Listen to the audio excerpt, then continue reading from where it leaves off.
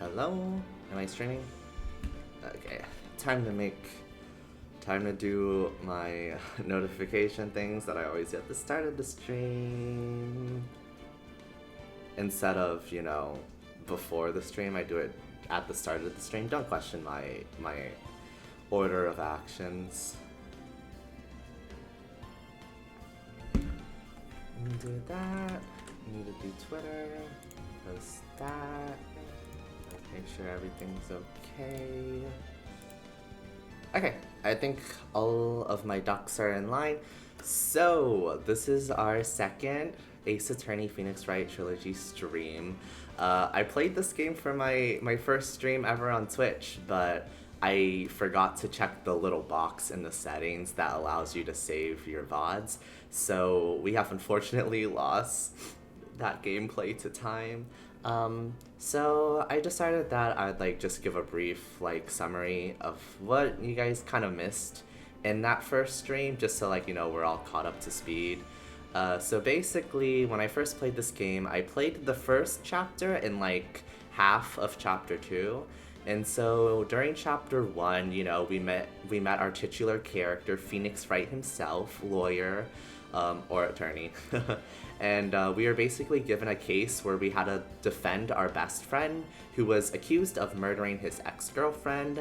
And we were going up against this prosecutor that basically there was a witness on the scene that claimed to see our defendant murdering, fleeing the scene after killing his ex-girlfriend. However, thanks to our detective and lawyering skills, we were able to actually prove our client innocent and also catch the killer, who turned out to be the prosecutor themselves. The person who said that they were just a witness actually turned out to be a burglar that broke into the ex-girlfriend's house just coincidentally, or because he thought she was out, and then when she came back, he killed her so that he could get away with murder. But he was stupid because he first of all, he reported the crime himself when he could have easily just let someone else find the body. I feel like the fact that he brought himself into the crime was one of his biggest mistakes. But yeah, and also his lawyer just sucked. But other than that, some other interesting details we learned was that, so the person we were defending was our best friend, and he actually made the clock that was used as the murder weapon in the first case.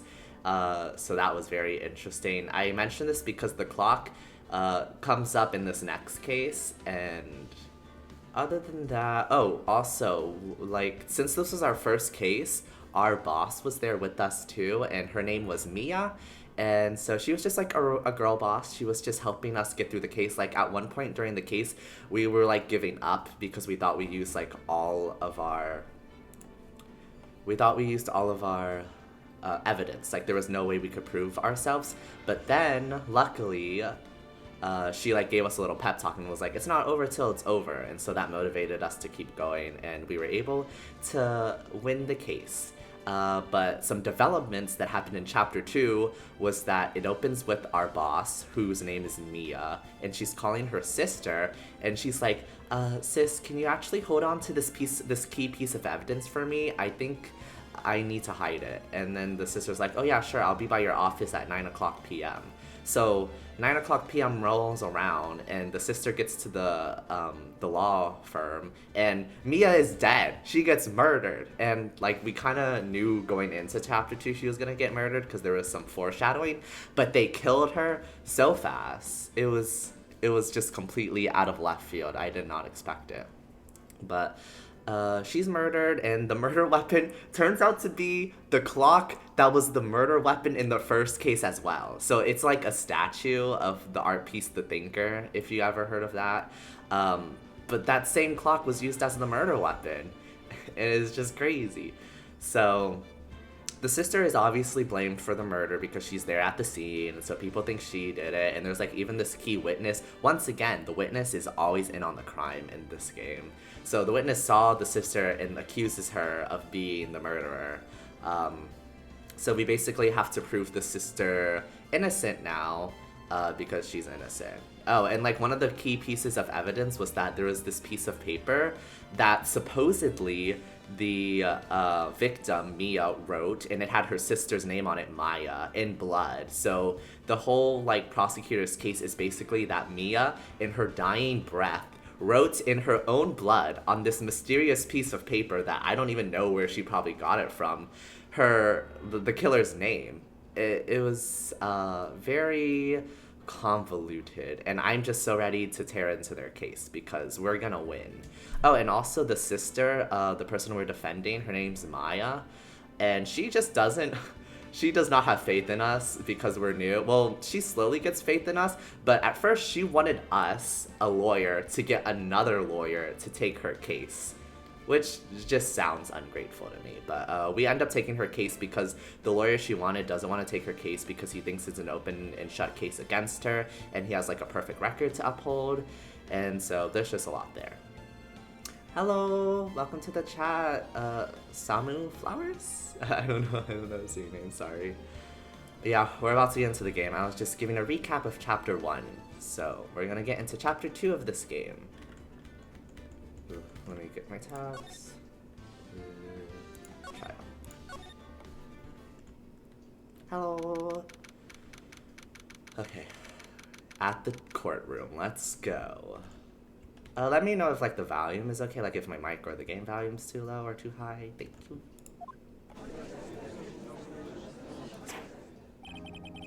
Court is now in session for the trial of Miss Maya Fey. The prosecutor is ready, Your Honor. The defense is ready, Your Honor. Miles Edgeworth. I better not show any signs of weakness today, or he'll be on me in an instant. Mr. Edgeworth? Do we stand him? Is he a fun character? I'm trying to think of his voice. He seems very, snobby? Sorry, I don't know how to convey that, though. Once again, not a voice actor. To be fair, Phoenix does have very little experience, which is why she probably wanted another lawyer. Yeah, like, I don't blame her. I was just, you know, I can be a little salty. Mr. Edgeworth, please give the court your opening statement. Thank you, Your Honor. The defendant, Mrs. Maya Fey, was at the scene of the crime. The prosecution has evidence she committed this murder, and we have a witness who saw her do it. The prosecution sees no reason to doubt the facts of this case, Your Honor. I see. Thank you, Mr. Edgeworth. Let's begin then. If we may call our first witness, Your Honor, the prosecution calls the chief officer at the scene, Detective Gumshoe. Dun dun dun. Oh, don't even get me started on this detective, okay? He just showed up at the crime scene and just started pointing fingers with no evidence whatsoever. I was getting upset. Witness, please state your name and profession to the court. What's his voice? He's kind of a little rascal. How do I... Sir, wait, my name's Dick Gumshoe, sir. I'm the detective in charge of homicides down at the precinct, sir. Detective Gumshoe, please describe for us the details of this murder. I just finished the first game of the trilogy, but I love Edgeworth. He seems interesting. He's our opponent though, so we can't like him. Although I am a sucker for an enemies to lovers, so I can stand a lover. I'm okay with that. Very well, sir. Let me use this floor map of the office to explain. The body was found by this window here. And the cause of death? Loss of blood due to being struck by a blunt object, sir.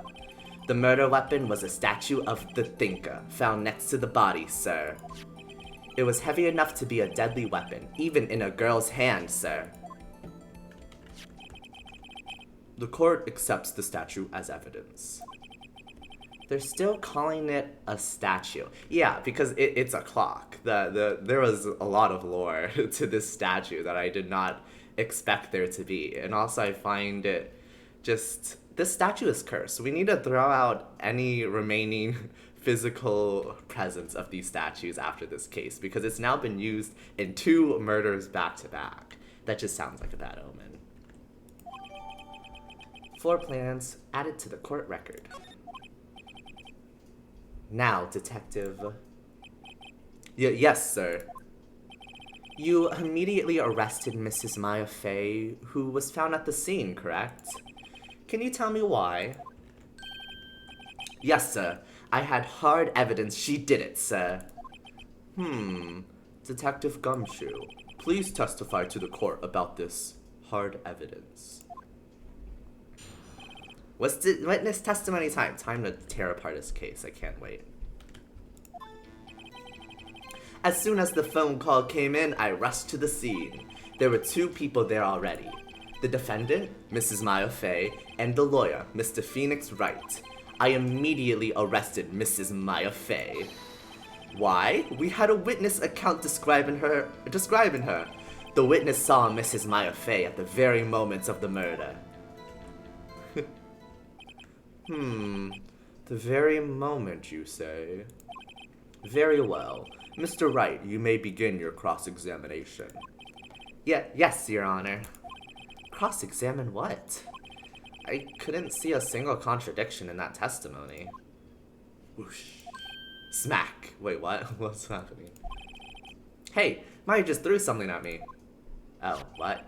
Is this a lot? I'm sure it's fine. I'm sure legal court proceedings go like this. What's this? When my sister couldn't find any contradictions in a witness's testimony, she would bluff it and press the witness on every detail. The witness always slips up and says something wrong. It worked lots of times. I should have expected Maya would know some of her sister's tricks. Alright, let's give this a try. I mean, sounds like a good strategy. Something the matter? No, Your Honor. I'd like to begin my cross-examination. Time to cross-examine. Which part did I find to be the most important? That doesn't seem. Third Chikari, that's pretty true. Mrs. Maya Fey, okay. I immediately arrested Mrs. Maya Fey. Why we had to describe his witness in her account? The witness saw Mrs. Maya Fey at the very moment of the murder. That's interesting because we know for a fact that she came a little bit later. So it would be a bit odd if she saw her like at the moment of the murder. So let me press about this, maybe. Hold it. Hold on just 1 second. Yeah? If I heard correctly, you said you arrested her because you had hard evidence she did it, correct? Huh? Did I say that? Me? I heard you say it. You did say it. You said it. That was a funny exchange. Exactly. What about this suspicious woman in Pink's claim was hard evidence? What? Miss May isn't suspicious, and she sure isn't Pink, pal. Well, I guess she is Pink. That's not enough, Detective Gumshoe. Do you have any more solid proof other than her claims, Detective? I guess pressing can have its advantages. Yes. Yes. Gah. Sorry, I got the order of things mixed up in my testimony, Your Honor, sir. There was something I should have told you about first, Your Honor. Very well. Very well, Detective. Let's hear your testimony again. I'm reading too fast for my brain to comprehend my accents. He's about to contradict himself. I'm ready to tear open this case. Let's go. After securing the suspect, I examined the scene of the crime with my own eyes. I found a memo written on a piece of paper next to the victim's body. On it, the word Maya was written clearly in blood. Lab test results showed that the blood was the victim's. Also, there was blood found on the victim's finger. Before she died, the victim wrote the killer's name. Okay, I found it. He's stupid because I remember in these court records, this autopsy book report, last time I read it, and it says that the death was instantaneous. So riddle me that. Riddle me that, Detective Gumshoe. How does one write a name in blood if they died instantaneously? Ha. Okay, let's go back to the case though, but I think that's the answer. How you like that? That's my hard evidence. Yeah, right, hard evidence. Before we begin cross-examination, I have a question for you, Detective. Yana? Why didn't you testify about this vital piece of evidence the first time? I know. I'm real embarrassed I forgot about it, Your Honor, sir. Try to be more careful.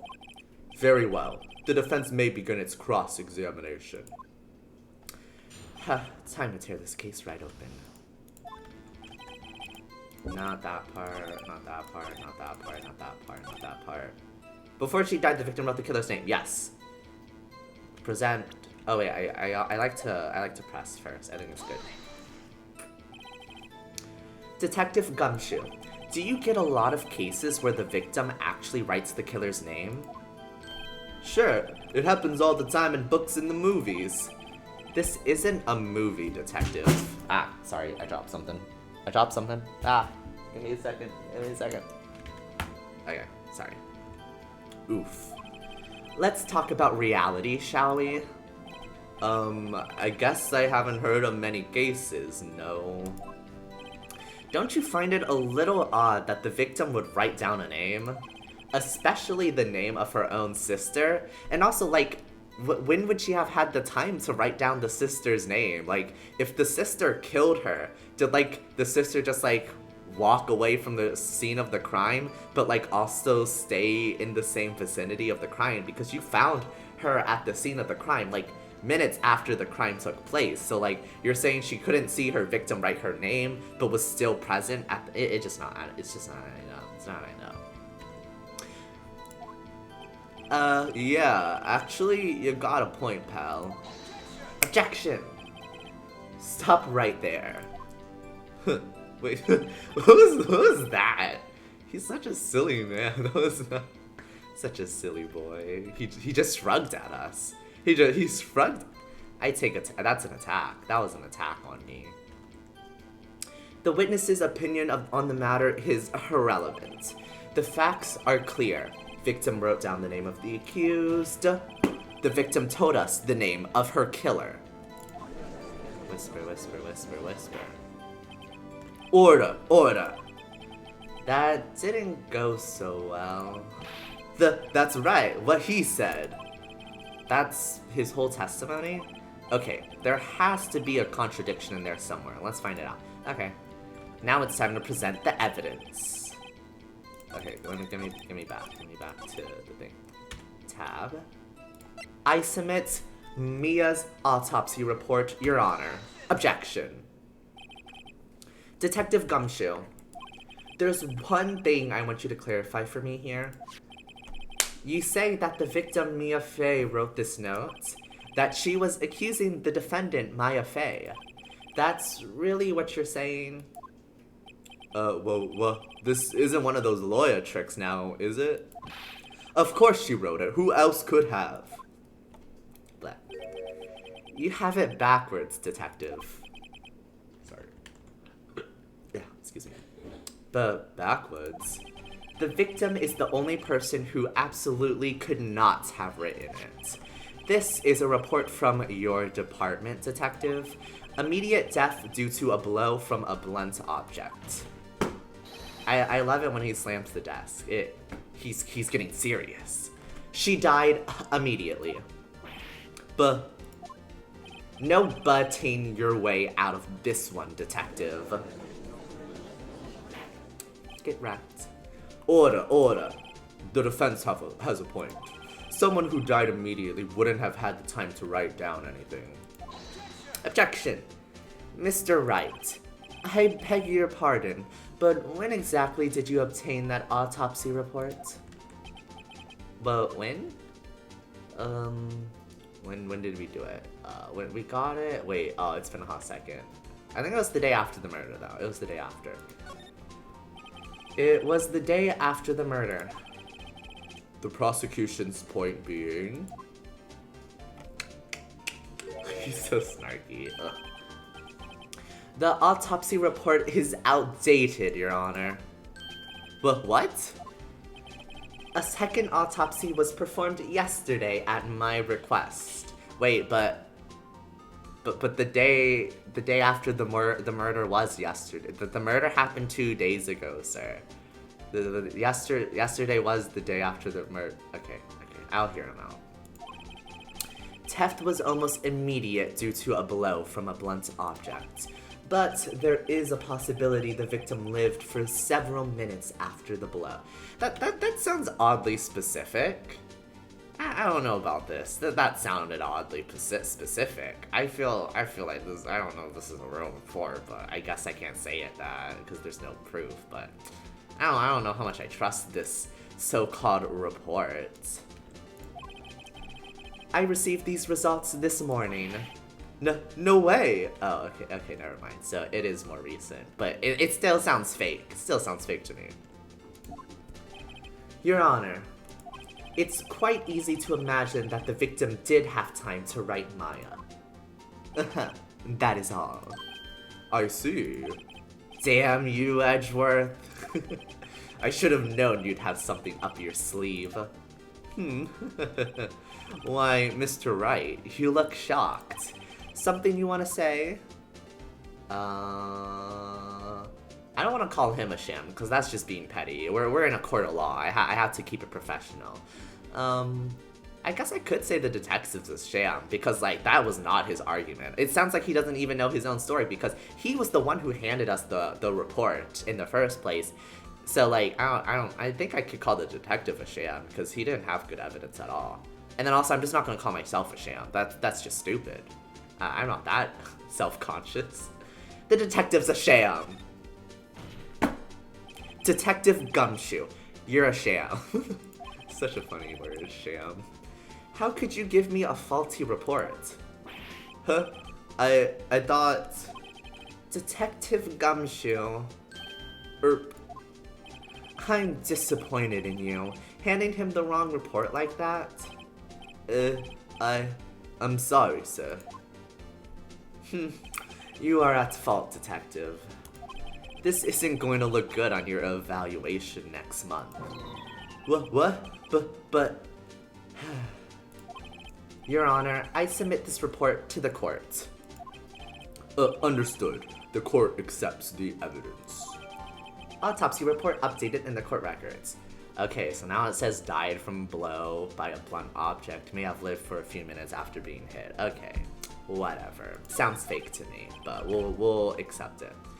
Well, Your Honor, the evidence strongly suggests the victim was identifying the killer.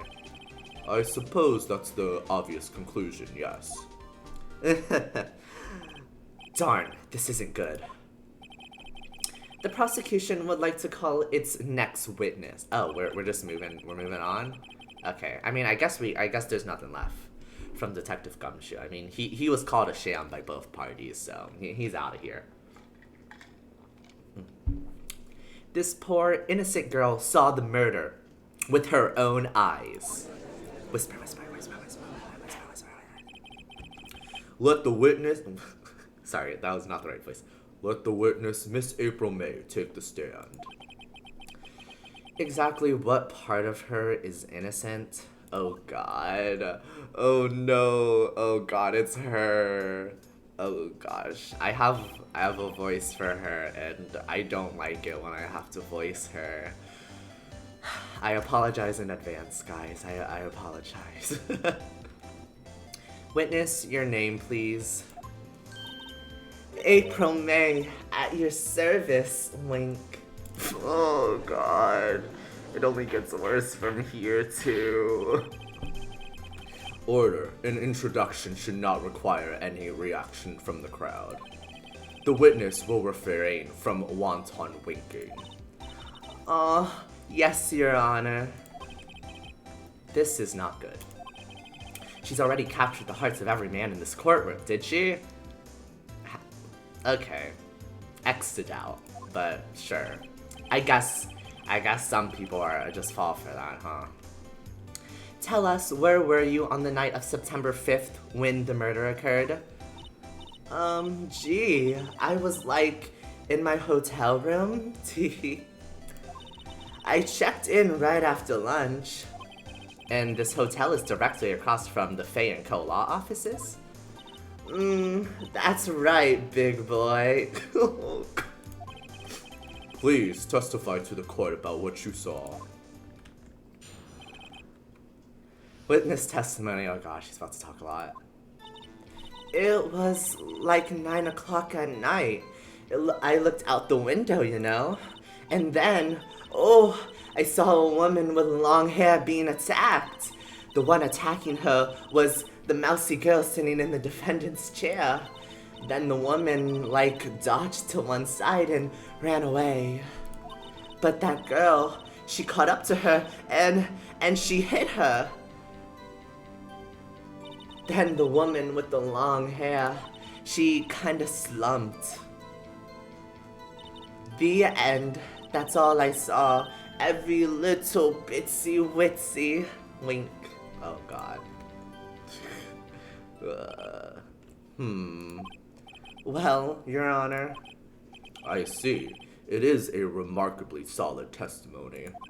I don't see a need to trouble the witness and— No, what? Well, wait, Your Honor. I didn't even get to cross-examine. You're just gonna move on? That's kind of rude. Okay. I sense a little favoritism here. I don't know. Yes, Mr. Wright? What about my cross-examination? I thought the witness's testimony just now was quite firm, didn't you? Mr. Wright, I understand you were Mrs. Mia Fey's understudy, were you not? You must know her techniques well. Her cowardly way of finding the tiny faults in perfectly good testimonies. Wait, what? He's just roasting a dead girl. She's dead. She can defend herself, Mr. Edgeworth. Let's keep her out of this one. We're literally at her murder case, sir. Hey, how dare you? Well, Mr. Wright, will you cross-examine the witness? Yes, I'm doing it, obviously. I'll gladly proceed with the cross-examination. If only because I have a feeling Edgeworth doesn't want me to. She has to have some weakness. Very well. You may begin your cross-examination. Well, what was the weakness? I actually didn't really catch it. I didn't catch anything. 9 o'clock, okay. Then, I saw, okay. Okay, then the woman, like, dodged to one side and ran away, but the girl, she caught up to her, and she hit her. There's gotta be something in there behind me. Maybe I better just press her on facts a little bit.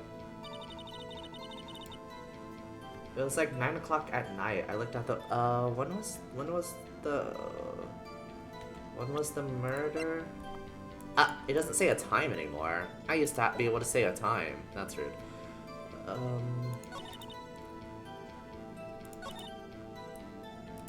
I mean, I am curious about the time still. Let me press about the time. Why did you do that? Huh? Why? Like, why what? Why did you look out the window? Were you expecting to see something? Oh, well, gee. What? That's it? She can't get out of this question that easily. I sort of, you know. I had a feeling. Well, I have a feeling she's trying to avoid the question. Obviously. Maybe I should press a little harder on this one. Go for it. I mean, I think it's fair. She's literally not answering the question. I think it's fair to press. Let's see how far I can run with this. Surely you must have had a reason to look out your window at that time of night. Objection! What do you have to say, Mr. Edgeworth, huh? Mr. Wright, I will not have you badgering my witness. But badgering? You insist on needling her with these trivial questions. I really don't think it should be allowed. Yeah, what? What the heck? What is happening? Why is the court against? I hate them. I hate everyone. I hate everyone in this court. Everyone in this court is unfair. Everyone's biased. That's just rude. Order. Mr. Wright, you have been warned. But poor girl, what about poor me? You looked out the window. What did you see next? And then, I saw a woman with long hair being attacked. The one attacking... Wait, I read this already. Okay.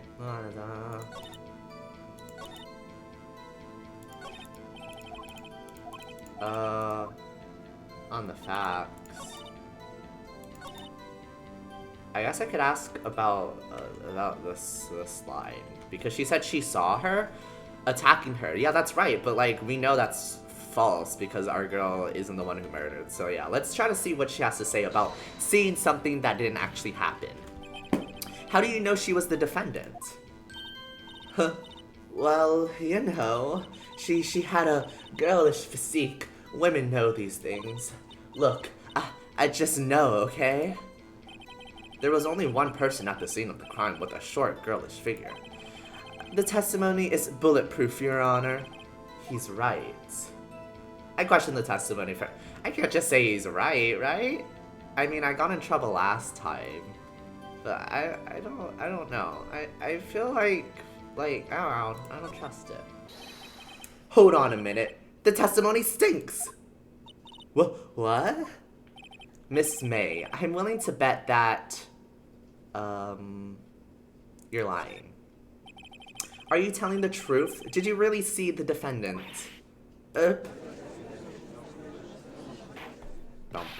Mr. Wright, what's the meaning of this? Yes, what is the meaning? Somebody tell me, because I'm clueless about what this I mean. Okay, if you had really witnessed my client, Maya Fey, you would have noticed her clothes before noticing her physique. Oh, wait, that's true, because, like, she wears, like, specialized, like, religious garb. I forgot about that. Yeah, that's true. I feel like she would have commented on that, yeah. Dun dun dun! No one wears clothes like this on a daily basis, except for her. I mean, I think other people in her religion would, but fair point. And I am no expert on fashion, but her hairdo looks far from normal to me. However, the witness's testimony mentions neither of these things. The testimony is bogus. Still, we don't know if she was dressed that way the night of the murder. She was, Your Honor. Okay. I saw her, and so did Detective Gumshoe. What do you say to that, Miss May? Roar! Wait, what is that noise? Roar? Does she, what? What is she barking at us? Anyways, what are you trying to say, you mean lawyer? I saw what I saw. I just didn't think all the trifling little details were necessary, darling. Miss May, the court would like to remind you to please omit nothing in your testimony. I'm sorry, Your Honor. I'll be a good girl. I promise. Wink. Okay. Your testimony again, if you would. Damn, I almost had her. I mean, I think we're onto something still, because she's talking more. So, I mean, we still kind of have her. We're getting there. I did see everything. I did. The victim, the woman, dodged the first attack and ran off to the right. Then the girl in the hippie clothes ran after her, and she hit her with that weapon. I saw it. I did. That clock, the kind of statue-y clock, the thinker, I think. Well, does the accuracy of my report not startle you? Teehee. Actually, it doesn't startle me because you kind of just gave yourself away. Because how would she know it's a clock? Because I didn't know it was a clock when I first saw it. So you're telling me that you're in a hotel room looking through a window, through another window, into an office building, witnessing a murder with this, let me show you what this item looks like, this statue. You're telling me she saw that small thing being the murder weapon and thought it was a clock? Suspicious. I knew it. We got her there. I knew the statue was gonna come back up. I was waiting. I was ready to pounce. I see. I only wish you had been so detailed from the beginning. Please begin the cross-examination. Yes, with pleasure, Your Honor. I got this. Not this one, not this one, not this one, not this one. Yes, this one. Press.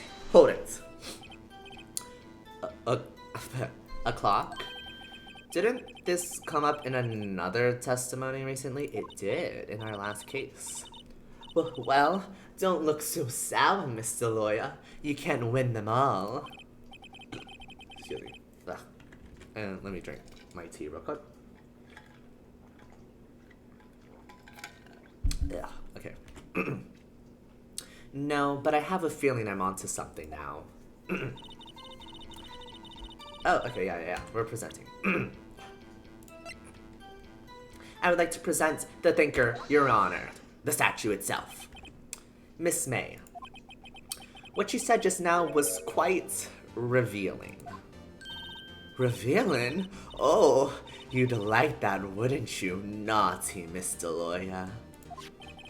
You just said that this statue of the Thinker was a clock, but there's no way of knowing that just by looking at it. Another person in much the same position as you recently called this a clock too. Yeah, and he was the murderer. Oh, what is happening? Okay. The murderer. And he was found guilty of murder. Okay, I just said, okay, me and Phoenix, we're at the same page. Okay, we're at the same thinking. Order. Miss May, can you explain how you know this was a clock? Objection. What are you objecting? What? The audacity. I know it's your job, but I still take offense every time you object. The witness saw the murder with her own eyes. That's all that's important here. The defense is trying to confuse the issue with trivial concerns. Yes, of course. You will withdraw your... What? Why are you taking his side? What? I think this is a valid question, sir. What? Excuse me, he's biased. I hate him. Okay, anyways. Asked me to withdraw my question. What kind of judge? What kind of bipartisanship? Anyways. But questions are all I have, Your Honor.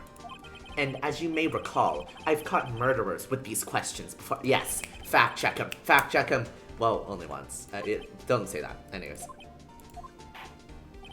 Objection sustained. You may continue to question the witness. Thank you, Your Honor. Anyways. That was close. If he stopped me there, the trial would be over. Huh? What? So, what happens now? What happens now is you answer my question. How did you know it was a clock? What? That's... because I heard it. What? You heard it? You heard it? You're in a separate building, ma'am. What do you mean you heard a clock? The audacity. It's baffling. Anyways. Yes, I heard it say the time. So, you've been to the law offices of Faye & Co?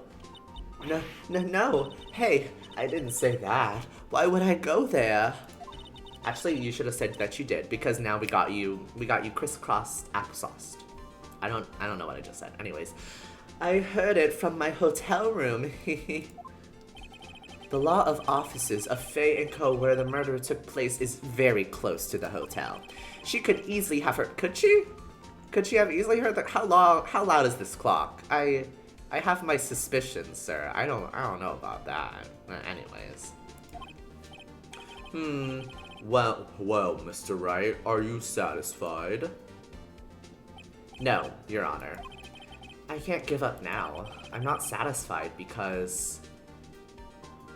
Oh wait, yeah, it couldn't have rung because it's broken. Because Mia took out the batteries or whatever. Wait, it couldn't have rung, you idiots. Get wrecked. Your Honor, members of the court, it is inconceivable that the clock in question rang. Wait, actually, I don't, it's, what it, actually, let me, can I, oh yeah, this, because she said it in the phone messages what she did. I don't actually know if it's what it is. I should probably tell you the clock isn't talking about right now. Huh, it's not working, that's lame. I had to take the clock word out, so I put some papers inside it. Okay. So, yeah, so I don't think it's, hi, you're later? Oh, you're late? Is that what she said? Oh, is that what you mean? Oh gosh, are you ready for my voice acting? It's Oh god, okay. You're in for a treat. Okay. It's empty.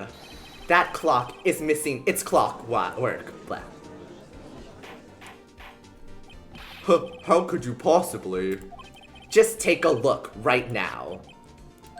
Oh, See anything interesting, Your Honor? it is, as the defense says. This clock is missing its clockwork. It's quite empty. Haha, we got him.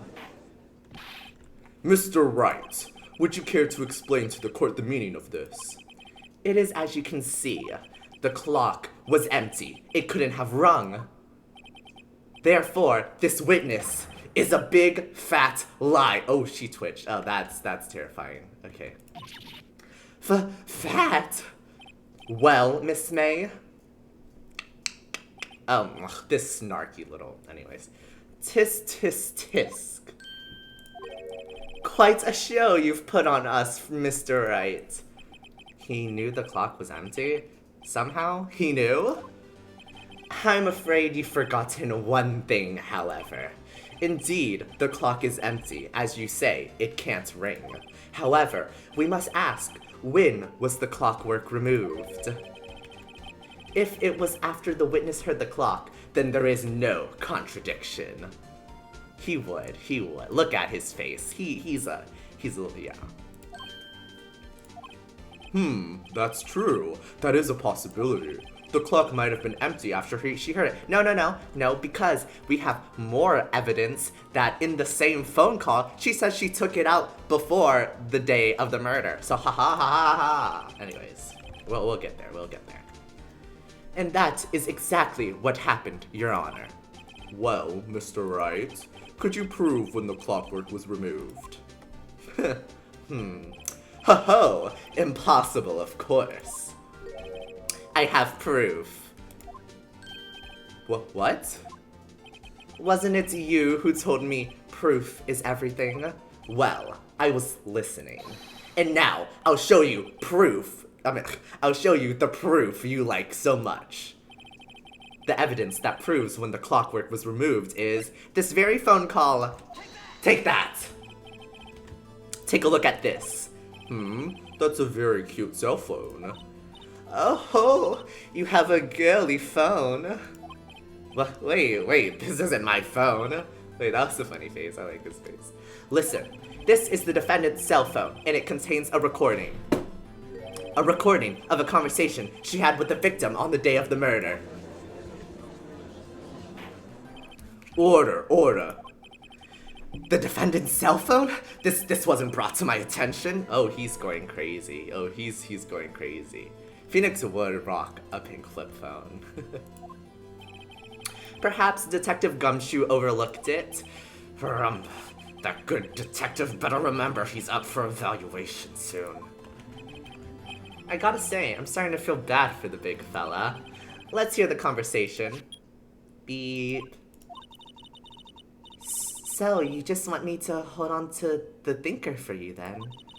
If you could. I should probably tell you, the clock isn't talking right now. Huh? It's not working? That's lame. I had to take the clock right out. I'm sorry. September 5th, 9:27 a.m. The morning of the murder. Ha ha ha ha. Did he just pull up this evidence out of nowhere? We're in court. That's good. Yeah, they do not follow court proceedings. Let me tell you, there is no. This is not your everyday court. Your Honor, I think this makes it clear the clockwork was already gone by the time this was recorded. Which was well before the witness even arrived at her hotel. Well, Miss May, would you care to explain this to the court? Just how did you know that weapon was a clock? Oh, she's about to snap. Well, isn't it obvious? I saw that clock before. What store was that again? I go to so many. Oops, I forgot. Wink. Ugh. I hate her. Yeah, the noises go crazy. So, the witness had seen it before. That would make sense. Does the defense have any objections, Miss Wright? Yeah, Yeah, we do, because that clock is one of a kind, because it was made. Haha, get wrecked. It was made by my best friend. That happened in the last case, anyways. The witness claimed she had seen it before, but this directly contradicts a piece of evidence already submitted to this court. Well then, let's see it. Please produce this evidence that will prove the witness had not seen the clock before. The clock's gears have been moved, and it was made by our best friend, Larry Butz. Get wrecked.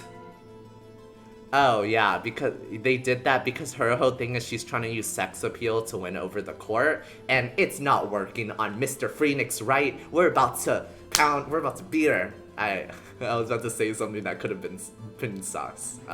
But we're about to prove her a liar. It's simple. This clock was never in any store ever. What? A friend of mine made that clock. Only 2 exist in the world, and the clock that isn't here is in police custody. Impossible! Everything is sold in stores. Miss May, I think it's high time you went shopping for a better excuse. Ba-doomps. Okay. That's funny, because in the first case, Phoenix made another pun during court, but like it was like against like one of like it was like during when we were talking about the actual murder, and I was like, that wasn't good timing, Mr. Right. But then, you know, I'll take this one. I'll take puns against Miss May right now. He's just a silly, funny little guy. He's just a silly guy. Oh, excuse is not on sale. He just keeps going, one after the other.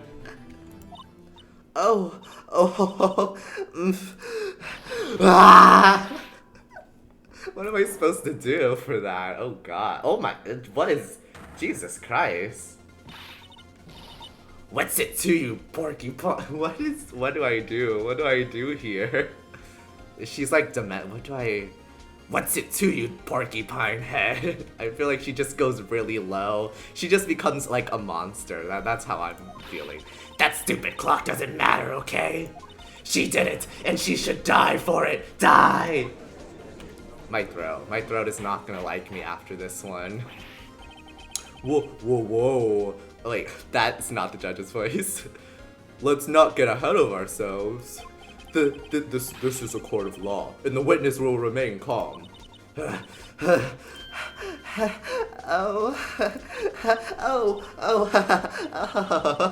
Silly me.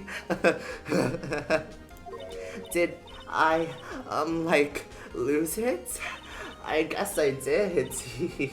Wink. Yeah, she lost it. So scary. Miss May, let me ask. Tell me, how did you know the weapon was a clock? What is... Oh, girlie, come on now. Oh dear. Does the defense have an opinion on this behavior? Yeah, Mr. Edgeworth, what do you have to say to this? I guess I did murder. Tee-hee-hee. Okay, this is it. Yes, Your Honor. Allow me to explain how I see the truth of the matter. Miss April May, you knew the weapon was a clock because... She had heard about it because we have evidence of this. She wiretapped. Get wrecked. Okay, wait, how do I go back? She had heard about it. The witness had never held the clock in her hand. However, she had heard that it was a clock. She heard. That is correct, Your Honor. There is no other way she could have known the thinker was a clock. I love it when he slams the desk. He just gets so serious, you know? We love a man at work. Anyways, and I can show you the proof. Wow, this is interesting. Let's see it then. Show me evidence proving that the witness had heard the murder weapon was a clock. This, Your Honor, the wiretap. Take that. Have a look at this. That? I found this in Miss May's room. Oh yeah, when we went to investigate, she was like hiding her drawer from us, but we like later broke into her apartment and into her hotel room and got it. Yeah, the desk lamp still going. You know, we may have not broken, but we may have trespassed into one of the witnesses. It was a hotel room, and we didn't break in. We were let in by the busboy because we said we were a detective investigating something, but we did not get her permission. So I mean, we didn't break in, per se. But we did not have a warrant, I assume, and she had no knowledge that we explored her hotel room. But we're just gonna hide that fact under the carpet. We're gonna push that one to the side. Don't worry about it. Mr. Wright, please explain to the court what this is. Miss April May, you were tapping the victim, Miss Mia Faye's phone, were you not? Objection. Yeah, you see, he also slams his desk. You know, they have a little thing going. I sense the tension. Phoenix is such a good attorney because he blatantly ignores the law to get evidence. And if you don't have an attorney that will do that for you, then like, what's the point? Then why even be an attorney? Your Honor, this is irrelevant. I'm not entirely sure that it is. Objection overruled. Finally, okay? You know, I was badgering the judge a little bit before because it always seemed that he took the other side's side. But you know what? Thank you, Mr. Judge. Thank you for taking my side for once. It troubles me that our witness was in possession of a wiretap. This is outrageous. Does the defense truly claim that the witness was tapping her phone? Absolutely. Even if that was the case, which it is not, you still have to prove one thing. Did the victim ever say that the weapon was a clock on the phone? Yes, sir, we literally have a phone recording. We've brought it up twice now. Like, it's the same evidence that's beating you every time, Mr. Edgeworth. Oh, I don't know. I don't... Yeah, he is not. Yeah, are they childhood best friends? Ooh, that adds to it. Childhood best friends and enemies to lovers? I see it. I see. I'm not saying. Okay. Can you prove that? I think not. Oh, yeah. Oh, they're having this little back and forth now. I see it. Oh, yeah? I think I can. It's simple. What? Here's my proof. The proof that the victim said on the phone that the weapon was a clock is my cell phone, and she says it right here that it's a clock. She says it right there. Okay, yeah, she says right there. I present the phone. Take that. I present the defendant's cell phone. Yes, we've seen that. Listen once more to the conversation between the defendant and the victim. Beep. Mia, what's up? You haven't called in a while. Well, actually, there's something I want you to hold on to for me. Again? What's it this time? It's a clock. It's made to look like that statue, the thinker, and it tells you the time.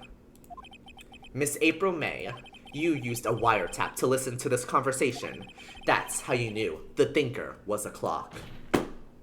Am I wrong? I objection. Well, what do you have to say? What do you have to say, huh?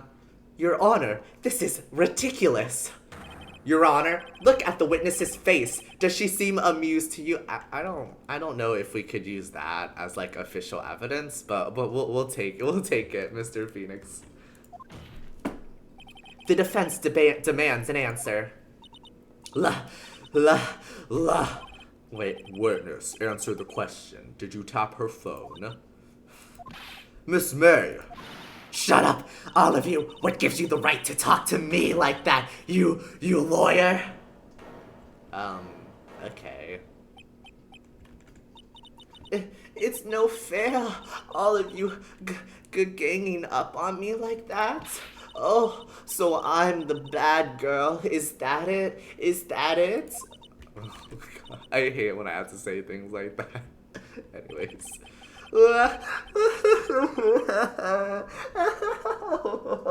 Yeah, she's fake crying. Anyways. That did it. The court's seen the real Miss April May now. Now, to deal the final blow. Why the wiretap? We're not gonna accuse her of murder because we don't have any direct connections yet, but the wiretap is suspicious, so we'll press her further on that. So, why did you tap her phone? Answer the question. Do I have to?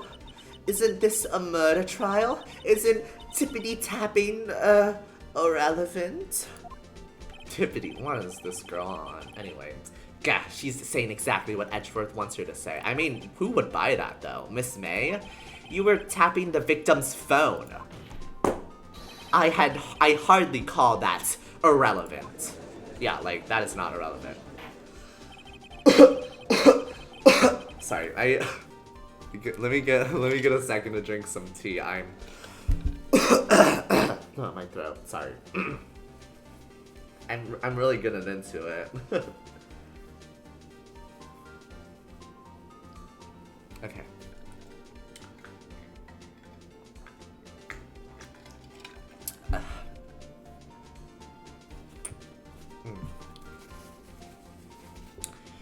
Okay, oh, you have a whole blurb. You did your research. Perhaps the most transformative incident in Wright's early life was during 4th grade, when class accused Wright of stealing the lunch money of a classmate, Miles Edgeworth. Ooh. Since Wright was the only student not in gym class when the theft had occurred, everyone, including the teacher, assumed Wright was the culprit. But Edgeworth came to his defense. Bro. I mean, if that's not evidence enough, Your Honor, I submit to the courts they're gay for each other. I mean, that's more than I did. Copy and pasting it from that's more than I did. Well, this court does not condone the defense's tone of voice. He has a... What do you mean, my tone of voice? I'm not the one who went psychopathic. But both Mr. Edgeworth and Miss May literally screamed at us like 10 minutes ago, John. Like, did you forget that? Did you just what? My tone? I feel like I've been pretty calm. Okay, my bad. I'll watch my tone from now on, Mr. Oh, okay, fine. Well, Miss May, do you have an explanation for the court? Can you prove you had nothing to do with this murder, even though you tapped her phone? Ha! I'd like to see her pull that off. Mr. Lawyer, I saw that evil grin. You were probably thinking, I'd like to see her pull that off, weren't you? Damn, she's good. I mean, is she? Phoenix became an attorney to talk to... It all makes sense. He chose his whole career path just for him. It's all adding. The evidence all adds up. Wait. It appeared that Edgeworth had become a ruthless prosecutor, unrecognizable from the friend that Wright knew from his childhood. Although Wright attempted to contact his childhood friend, he never received a reply. He decided that if he became an attorney, Edgeworth would be forced to meet him in court, whereupon Wright could confront him and help him see that... He's like, this isn't you, bro. Let me snap you out of it. This isn't you. We love to see it. We love to see it. That's crazy. That's crazy. That's crazy. Well, you're not the first man who's thought that, and of course, I can and will. You can't be serious. No way. Way. I say way. Oh, and I assure you I'm serious, Mr. Lawyer. Humph. Okay, so, the killing happened around 9 o'clock at night. Why, that's just when I was getting room service from that sweet bellboy. Room service? Iced coffee, I believe it was. Iced coffee, you know, like normal coffee, but cold. Why'd she emphasize cold like that? I know they're so silly, you know, but it's entertaining. That's why they make it so silly and goofy. If you don't drink it quick, the ice melts, and then you have regular cold coffee. Ice coffee? Think I'm making this up? Ask the bellboy. Wink. Ergo, the witness was not on the scene at the time of the murder. I mean, I never said she was. I feel like we're not like I'm not saying she did the murder, but I'm saying she's connected to it. Like I feel like that's evidence enough, but whatever. Anyways. So, where does that leave us? It is my great displeasure to inform you that the witness appears to have been tapping the victim's telephone. However, that is a separate crime with no bearing on the current case whatsoever. Her testimony stands. She saw the defendant, Maya Fey, commit murder. I mean, I don't know. I feel like the witness's credibility is extinct, would you not? So, like, why are we still believing her? Like, she literally lied on oath. Like, why are we still... I don't get it. I don't get it. It's not making sense, but I'll still win this case even though you're not making sense. Even though there's still favoritism here, I'll still win. I'll still win. No, they're gonna just let her walk away. There's no way I can win this unless I tie Miss May to the murder somehow. Well, does the defense have anything to say? Well, come on, think of something. The bellboy. I feel like I could do something. Oh my gosh, wait, Maya, she's the purple one, right? Yeah. Maya's the sister. She's the one in the purple robes, yeah. Also, yeah, she did. Yeah, she like fully lied on oath. Like, I'm pretty sure if like a witness lies on oath, like they're like immediately called off the bench, and like everything they said is just null and void. I'm pretty sure. But anyways, I feel like Miss May, she's too confident. You know, the witness, I feel like he might have gotten paid off by them, but I think I can make the bellboy break. I don't know if I can make Miss May break though. The defense would like to call the hotel bellboy as a witness. There's something suspicious here, and I'm gonna get to the bottom of it. I think you've sunken quite low enough already. Objection. I object to calling the bellboy. Why do you object, huh? But why? What's your reason? You're afraid you're gonna lose, Edgeworth? Is that it? You're afraid you're about to get beaten by me? Ha. Because I hold that the wiretapping had nothing to do with the killing. However, if you agree to one condition, I'll consent to calling this witness. I don't know if that's how the court of law. I don't know if that's how the court of law works. I don't think you could just be like, okay, let's make a bet and I'll let you allow a witness. Like I don't know if that's how it works. There is law proceedings out the window. Condition. If Miss April May's alibi is not called into question after you examine the bellboy, then you will recognize that Miss April May was not the killer. Thus, she is innocent.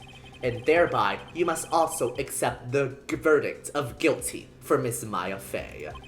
That is my condition. What? I'd better find something suspicious in that bellboy's testimony. Yeah, you know, he's just trying to scare me. They're making deals. I feel like he's just trying to get me scared. He doesn't want me to call the bellboy because he knows that he doesn't have as strong of a grasp. He's not as confident in the bellboy as a witness. He knows that I can break him, so I'm willing to take this risk. Otherwise, Maya will be declared guilty on the spot. What should I do? We're accepting the condition. We're going. We gotta take risk, Phoenix, okay? We got this. Alright, I've got nothing to lose. Except, well, for everything. I mean, like, I guess we only have our credibility as an attorney to lose. I mean, I think we'll be fine, though. Understood. I accept your condition. Fool. You fell right into my trap. Uh-oh. Wait. Anyways. Very well. The court calls the hotel bellboy to the Was he just waiting on standby? Was this poor bellboy just waiting on is he just waiting on standby? Okay. The poor bellboy. I believe we're ready for the witness to testify. He certainly does look like a bellboy. Oh yeah, okay. Oh God. What's his voice? So, last time, that is a bellman, yeah. I tried to do a British accent for him last time, but I can't do a British accent. Oh God. How do you do it? Well,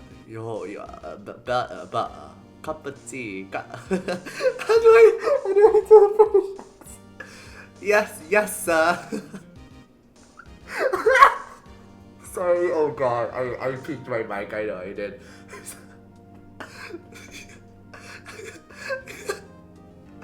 How do I...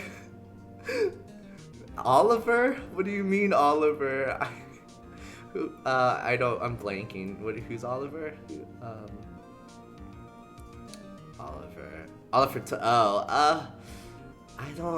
I still don't think I can do that. I've never been able to do a British accent in my life. Like, more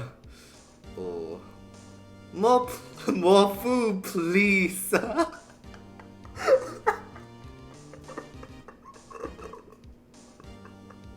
Feed me more lines. Feed me more lines to practice my British accent.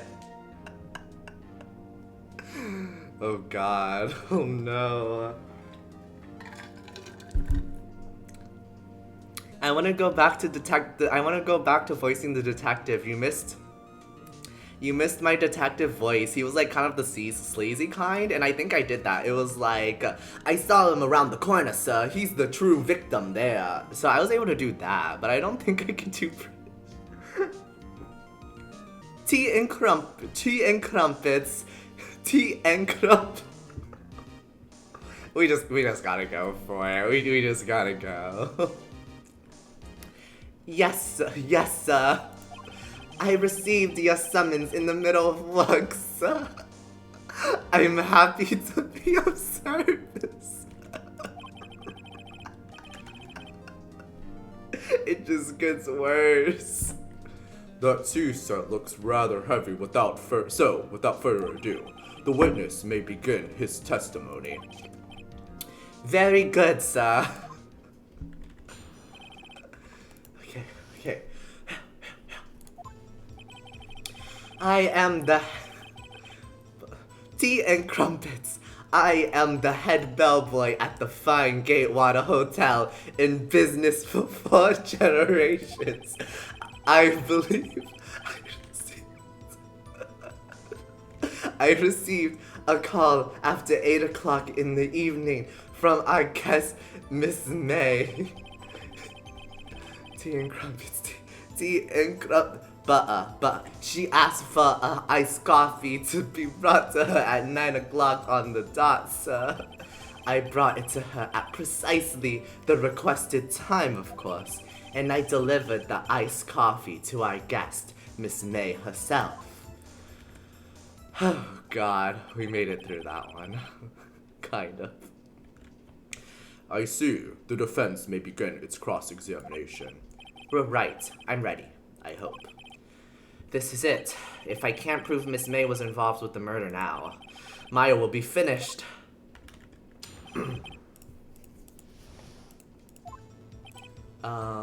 Okay, yeah, he's been there for a long time. Received and call at 8 o'clock in the evening. Okay.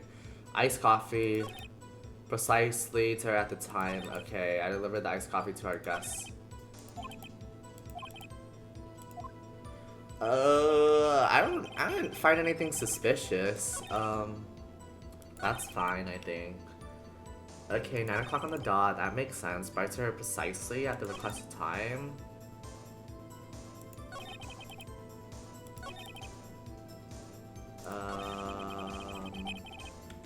Do I have any evidence? Died from a blow, blood not, no, not that one. Conversation, broken glass, statue.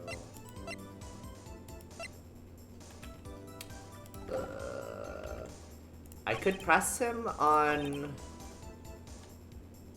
Precisely on time? Precisely on time. I don't know how you would do that. That's pretty... Yeah, precisely 9 o'clock then? Precisely, exactly, and most definitely, sir. 9 o'clock. How can you be so sure? Miss May was quite insistent that I be brought then. Oh, bellboy, teehee. I'd like iced coffee at exactly 9 o'clock. Something like that, sir. Therefore, I knocked on her door at the crack of 9 o'clock, sir. I think we've just given up on the accent. Why would she be so particular about the time? Was that a hint? That she was so specific? Yeah, I think that was a hint. Hold it! 9 o'clock on the dot, you say? Yes, I confirmed that detail several times. She was watching a program on TV and wished to drink after she finished it, sir. 9 o'clock, the time of the murder. Oh, is that it? Okay, that did not do anything. I guess we could press this. Just pressing it. We're just questioning everything he says. You are sure it was Miss April May herself? Absolutely, sir. Absolutely? Yes, sir. As in, so very absolutely. Sir, it's an endearing mannerism of mine. How come you're so very certain?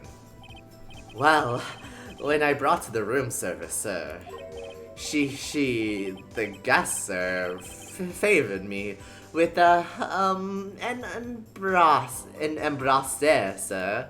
Embrasure, not embrasure. Embrasure, sir. Embrasure? Is that French for embrace? It's French for kiss, sir, but not a French kiss, sir. More of a peck on the cheek. Well, why would she have done that? Yeah, it sounds like bribery to me. I believe perhaps she was momentarily swayed by my prim demeanor, sir. It was a moment I shall never ever forget, sir. Sounds pretty fishy to me. I think our Miss May was up to something and wanted the bellboy to remember her. Me too. I think the same way, Mr. Wright. It's no good. There's nothing there. Oh, wait, what? You're not... Wait, we could have kept questioning him, huh? Is that it? No, Phoenix, no. We're not giving up. No. We don't give in. Tisk. Finally, you understand. This bellboy has absolutely no reason to lie. Now, if you have any decency, you will end this rather tedious cross-examination here. It was a bit too... I thought there was some bipartisanship here, Judge, sir. I sense some biasm in those words. I feel some sass. I don't like your tone, Judge, sir. Anyways. The witness may leave the stand. What? I can't let this happen. Can I? No. We're protesting. Well, wait. Please wait. Yes? Does the defense have something to add? One last question. Let me ask one last question. Okay, now we're sounding a little bit desperate here. Let's try not to sound as desperate, Phoenix. Let's try to be a little stern. Your Honor, I must object. This charade of justice has gone on long enough. Now, Mr. Edgeworth. All right, Mr. Wright. I'll give you one more question. That's all. Okay, this is really it now. This is my last chance. What do I ask him about?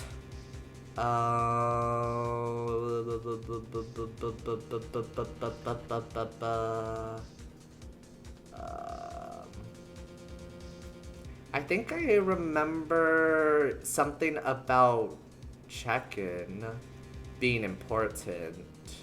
Do not what? Fumble? What am I not fumbling? Oh, the court case? No. We're not fumbling. We're not fumbling here.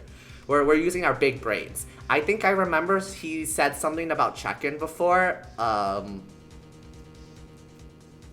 Yeah. No, it happened during the investigation, but I did the investigation like last Saturday, so my memory is a little hazy, but I feel like I remember something happened at check-in because I remember we investigated her hotel room and like nothing was wrong with the bed, and when we heard the room service, it was basically what he said. So I think check-in is the only suspicious thing because I think he said something about like there being two people.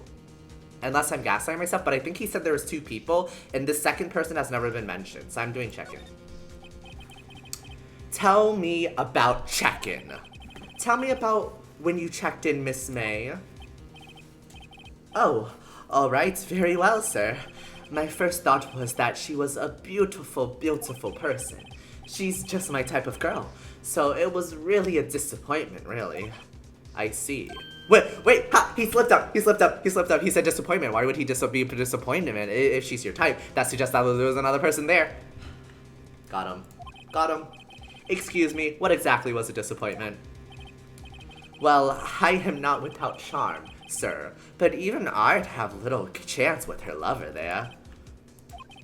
What did he say? This is it! What did you say? Rather quite. Bellboy, tell us the truth now. Did Miss May check in with another person? Objection! What are you trying to say, huh, Edgeworth? Huh? I object! That was objectionable! Nope, you were too late, Edgeworth. You shouldn't have let me call the bellboy. You're trapped now. Objection overruled. The witness will answer the question. Yes, I see. Why did you not mention this in your testimony? Well, sir, you didn't ask. Nice try. That's the sort of thing you're not normally supposed to mention. I mean, that's the thing you're normally supposed to mention. Yes, quite, indeed. It was the, good barrister there, Mr. Edgeworth, who... Wait, what? Huh? He asked me not to mention it if it wasn't specifically asked, sir. Huh. He just threw him under the bus. I don't make these things up. I did not write. It's perfect. It's all falling in line. Edgeworth, you idiot. Anyways. Ugh. You fool.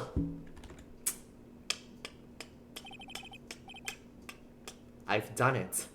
What? We won? What? What do you mean we won? Nothing happened. What? We didn't. What? What did we win? Huh? Oh, he just meant he's on the edge of victory. My bad. Okay, no, it still goes. I thought that was the case. Miss April May checked into a twin room with a man, correct? Yes, sir. Then, when you brought them room service, you didn't see that man in the room? That's right, sir. Your Honor, we have just learned of another person involved who may have been the murderer. In light of this new fact, I hope that it's impossible to judge the defendant. Wouldn't you agree, Mr. Edgeworth? And who, Mr. Wright? Who is this other person? Simple. It was the man with Miss May, obviously. There was another person with Miss May. Anyways. The man who checked in with Miss May. Oof. Your Honor, as has been previously revealed, Miss April May was tapping the victim's phone, yet Miss May herself has an alibi at the time of the murder. However, that does not clear the man that was with her. The bellboy saw no one else in the room at the time of the murder. My, what a convenient little setup, but it's too late. Too late? I suppose you'd like it if it was too late, wouldn't you? After all, it was you who hid the presence of the other man from this court. Checkmate. Oof. Upstart. Amateur. These accusations are ludicrous. He's losing it. Enough. The court acknowledges the defense argument. I expected the prosecution and defense to look into this matter. Am I understood? Yes. Yes, Your Honor. That is all today for the trial of Miss Maya Fey. Court is adjourned. Sorry, I double clicked there. Oh God. That was a lot. We turned that around. Oh god, my throat. Yeah. There was a lot of yelling at the end there. I didn't blast your ears out, right? I got really passionate there. I apologize.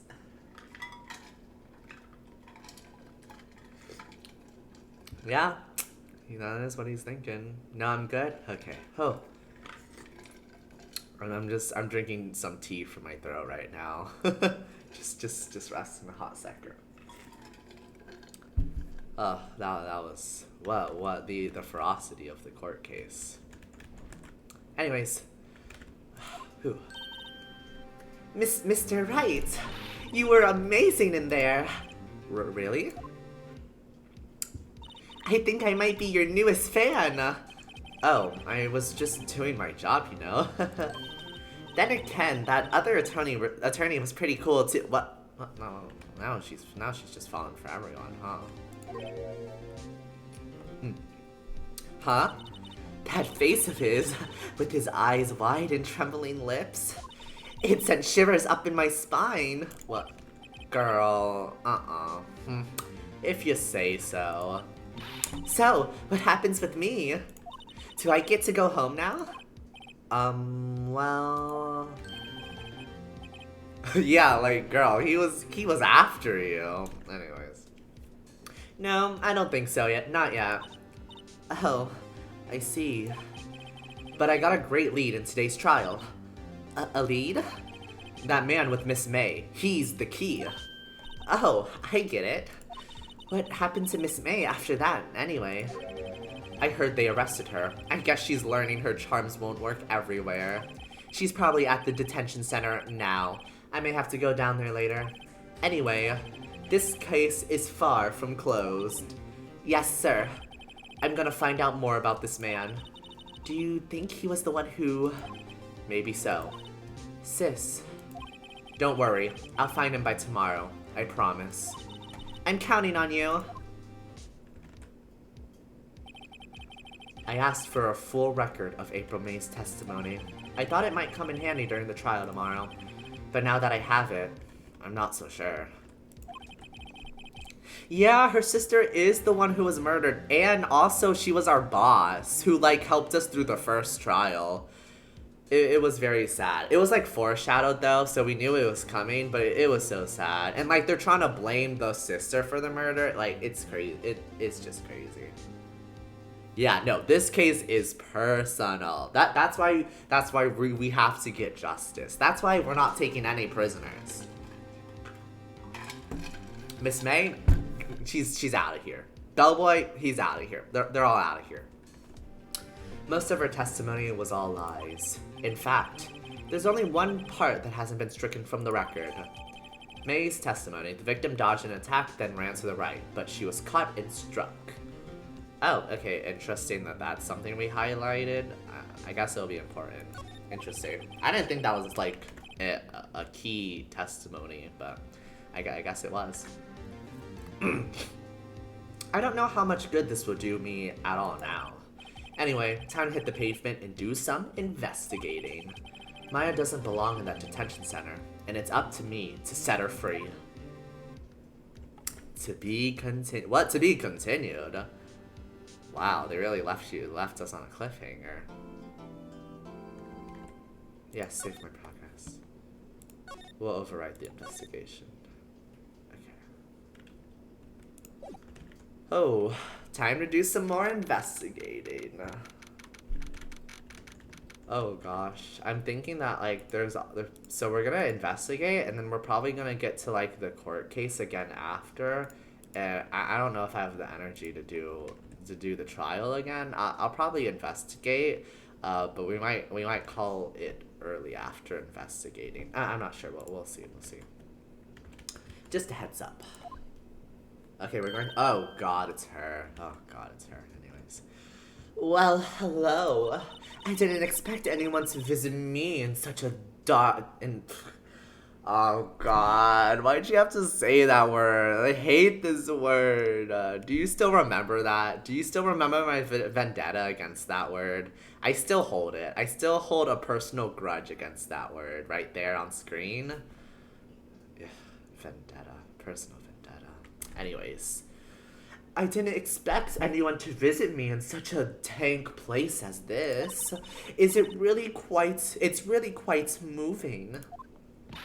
Not, you stinking lawyer. I hope you die. Have you come to laugh? Yes, laugh at the fallen Miss May. No, no, not really. There's something I wanted to ask. Unfortunately, there is nothing I want to be asked.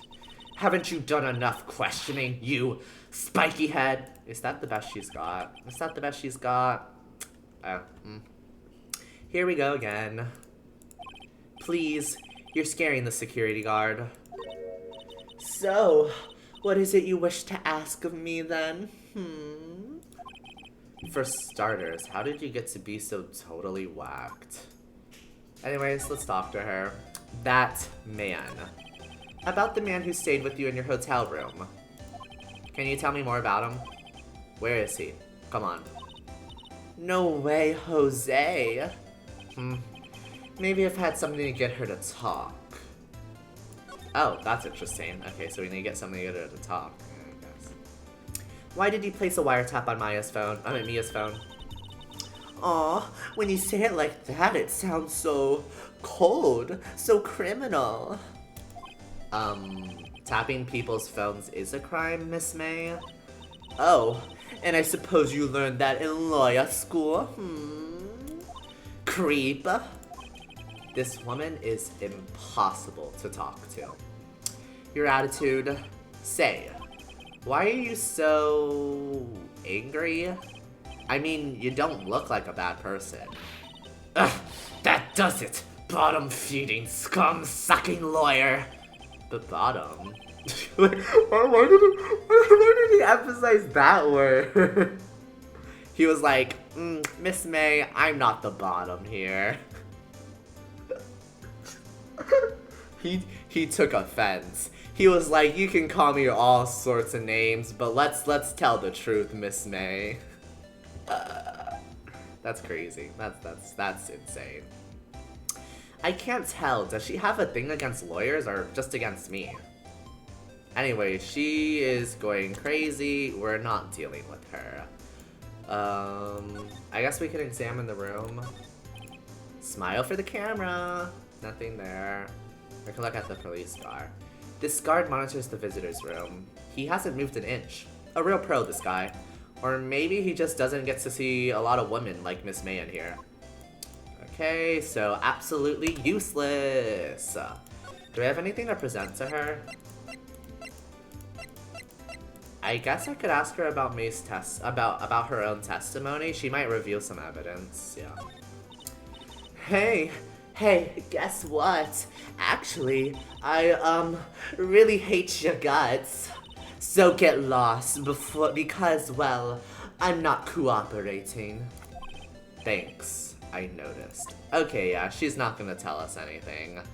I mean, I guess I'll just ask about the wiretap as a formality, but I don't think it's gonna work.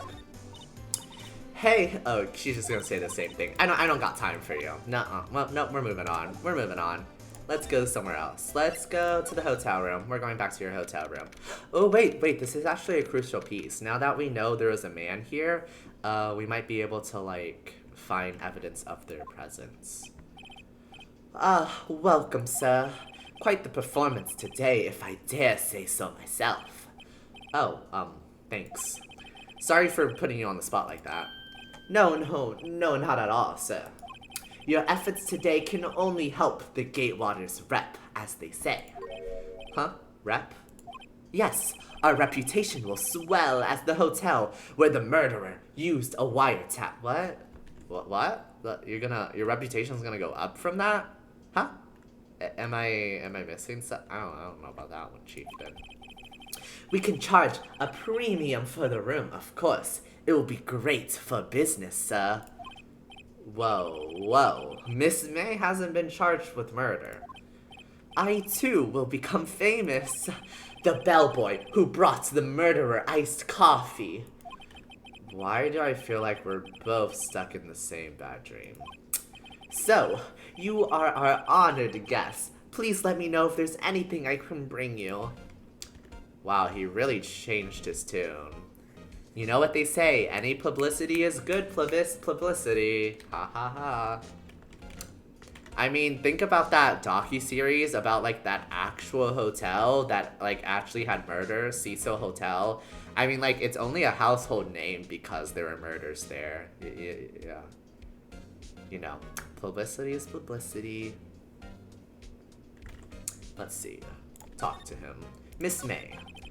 About Miss May? Oh, her? Sir, not to boast, but I knew the moment I saw her. She'd do it, I said. Do what? I'm starting to think the most suspicious person here is this guy. He's just trying to be like one of those guys that's like, oh, I saw the murder. I was there, you know. I can't, he's trying to be one of those. The man with May. I wanted to ask you about the man who was with Miss May. Ah, yes. He struck me as a real lady killer, if you'll pardon the expression. I knew it from the moment I saw him, sir.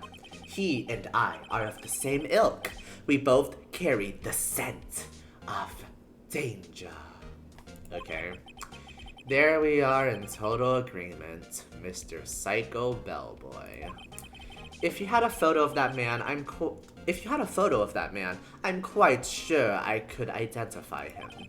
A photo? The hotel. Could you tell me about this hotel? Absolutely. And on that subject, I have an excellent idea, sir. Currently, this hotel is known as the Gatewater. I promise that we add a subtitle. A subtitle? The Gatewater Hotel, Murder Manor. Okay, well, the murder didn't even happen. This guy is on something. He crazy. Well, what do you think? Sounds great. Whatever floats your TSAT. I like how over it that Phoenix also is. He's just like, I'm just trying to do my job here, sir. I don't know what this whole charade that's going on here. I just have a job to do. Present. Wait, I don't think we have anything. Well, let's examine first. I don't know if we have anything to present necessarily. A vase, as expected. I'm not good with flower names, except maybe tulips and sunflowers. I think that's roses, sir? Phoenix? Anyways. Let's look at the screwdriver again. Huh, there's still a screwdriver stuck in that drawer. Please leave that as it is, sir. That's the drawer of terror, hiding place of the murderer's wiretap. It's set to become one of the most popular attractions here. Do you guys not like have a restaurant? Like, what is your hotel known for exactly? This guy's serious. I don't believe it. This painting. Ah, a still scene painting. Wait, should that be still life? It is still life. Mr. Phoenix Wright, as someone who took AP Art History during his senior year of college, I can assure you that that is indeed a still life photo. I've retained nothing from that class other than, I think, Rembrandt. And, like, nothing he did, just his name, because it sounds so fancy. Rembrandt. Nothing. Anyways. Whatever, one of those is hanging on the wall. Nice weather again today. I can see the Faye & Co. law offices, of course. Phoenix was literally an art student. He was? Wait, was that a thing that we covered? No, okay. I was like, did I forget that you said that? Art student. Ah, I see. I can see the Faye & Co. law offices, of course. Ah, yes. We plan to install a telescope in that window, of course. I don't think you could do that. I don't think... Oh, I see. Ah, he was an art boy. Ah. The lore is so fascinating. Just $5 will earn you 3 minutes of a view to a kill. You know? So my first thought when I read that was that I don't think you can do that because that is a functioning law office firm that I don't think you can just hook up a telescope directly to and charge money for. But my second thought was that he did that pun wrong. He should have said, just $5 will earn you 3 minutes for a view to die for. He missed the pun there. He missed it. I just wanted to point that out. He missed it. Just kidding, sir. By that look in his eyes, I'd say he was more than serious. A bottle and 2 glasses rest on the table. Why hasn't he cleaned these up by now? Ah, I beg your pardon, sir, but if you could please refrain from touching those. It's part of the decor. I call it the last drink before murder. I feel like he could be more clever with these names. Like, even if you do make this an attraction, like, these are the, like, most boring names I've ever heard. Murder Mansion, View to a Kill, Scene of a Murder. Like, let's have some wordplay here. Like, what's the theme we're going for? You know, like you can, like, murder is a good, like, Murder Hotel. That's a cool theme, but, like, where are we going from there? Like, what kind of avenue are we trying to, like, pivot from Murder Hotel? I feel like we have a few options here that we're not exploring. Like, we could do, like, kind of like we could turn this into, like, a murder mystery kind of thing, even if we want to, like, kind of make it like a fun attraction for the whole family. We could do escape rooms. I love escape rooms. I mean, like, I don't know, I feel like the museum theme has been kind of done to death, and I mean, like, I meant that on purpose. I'm laughing at my own pun. It's been done to death. I'm hilarious. I crack myself up. The only thing I remember from that class is, like, Baroque era lighting being contrast heavy. I feel like we just have fun facts in our head from that class. And also, pictures saved of art from the, like, 200 plus artworks we needed somewhere. Murder Hotel escape room is crazy. I think it would be crazy. I think it could work.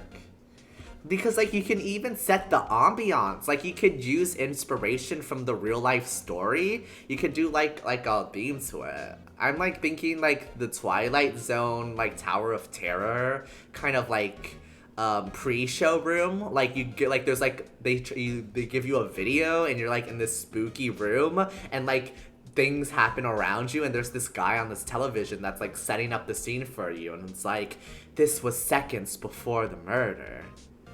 And, you know, you can, like, set the ambiance, and then boom, you let them into the murder hotel room, and then, like, you know, you do some fun escape room puzzles. You know, they could use the screwdriver for the wiretap. Maybe there's, like, some, like, indentions on, like, the wine bottles. You could use the telescope to look for clues outside that you set outside on, like, on the side of the building or something. Like, I think we can run with this idea, personally. I mean, you could definitely do it in one set, but the fact that it's just like an actual murder happened. But it's about the commodity here. We're consumerism, capitalism. Anyways, back to the story. I got a little tangent. You know me. When I get talking about things like true crime and escape rooms and theme parks, I get going. You know, we'll be famous. The talk of the hotel industry. Anything else? Anything else to investigate? Pew, pew, pew, pew, pew, pew, pew, pew, pew. Oh, the bed. A simple bed. It's been recently made. Nothing eye-catching here. Oh, okay. Pointless. Is there any evidence we can present that, like, he would actually be able to talk about? He wouldn't be able to say anything about that. I doubt anything about that. Doubt anything about that. Doubt anything about that. Doubt anything about that. Doubt anything about that. I think the only thing is, I mean, he said that the screwdriver was used for the wiretap, so maybe she mentioned it. I don't know. I'm sorry. All I could think about during the trial was the hotel. I wasn't paying much attention to the evidence. Oh, okay, no. Never mind. He's probably gonna be useless, let's be honest. Anyways, moving on to the next place. Let's go to the office, the law office. Oh, this is our competitor's law office, by the way. This isn't our law office, so we're going straight to the competitor. Huh? Looks like Grossberg is out today. Again. Maybe he's avoiding me for some reason? Oh, that would be suspicious. An expensive potted plant. No idea what kind of plant it is, but it's probably the most expensive one available. Wait a second! There was a painting here! Why is it gone? What the heck? Oh god, what if he's dead? He was giving antagonist vibes, so I don't think he's dead, because we don't like him. And they're not gonna kill off our enemies. They're only gonna kill off the people we like, so. Unfortunate. Wait a second. Wasn't there a giant painting hanging up on that wall? Yeah. Astute discovery, Phoenix. Yeah. It was a painting of... Oh no. Oh no, I forgot. Oh no.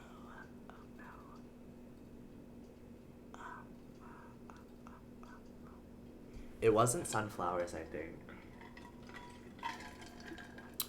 It was... I want to say fisherman. But I think I could be gaslighting myself. I do that a lot. That is a common trend with me. I am a gaslighter. But to myself. So we'll go fisherman though. Wasn't it? It wasn't a very memorable painting anyhow. What? Did I get it right? That didn't give me things. That didn't. What if we say sunflowers? Oh, okay. Okay, so he gave me the illusion of choice. It was the illusion of choice. I thought I had to be smart and like astute and have a good memory, but it didn't even matter. Just like our choices in life. The audacity. Anyways, what's this photo? I've been looking at it. What's this? Ode photos. There are 2 lying here. Something's been written in pencil on the backs.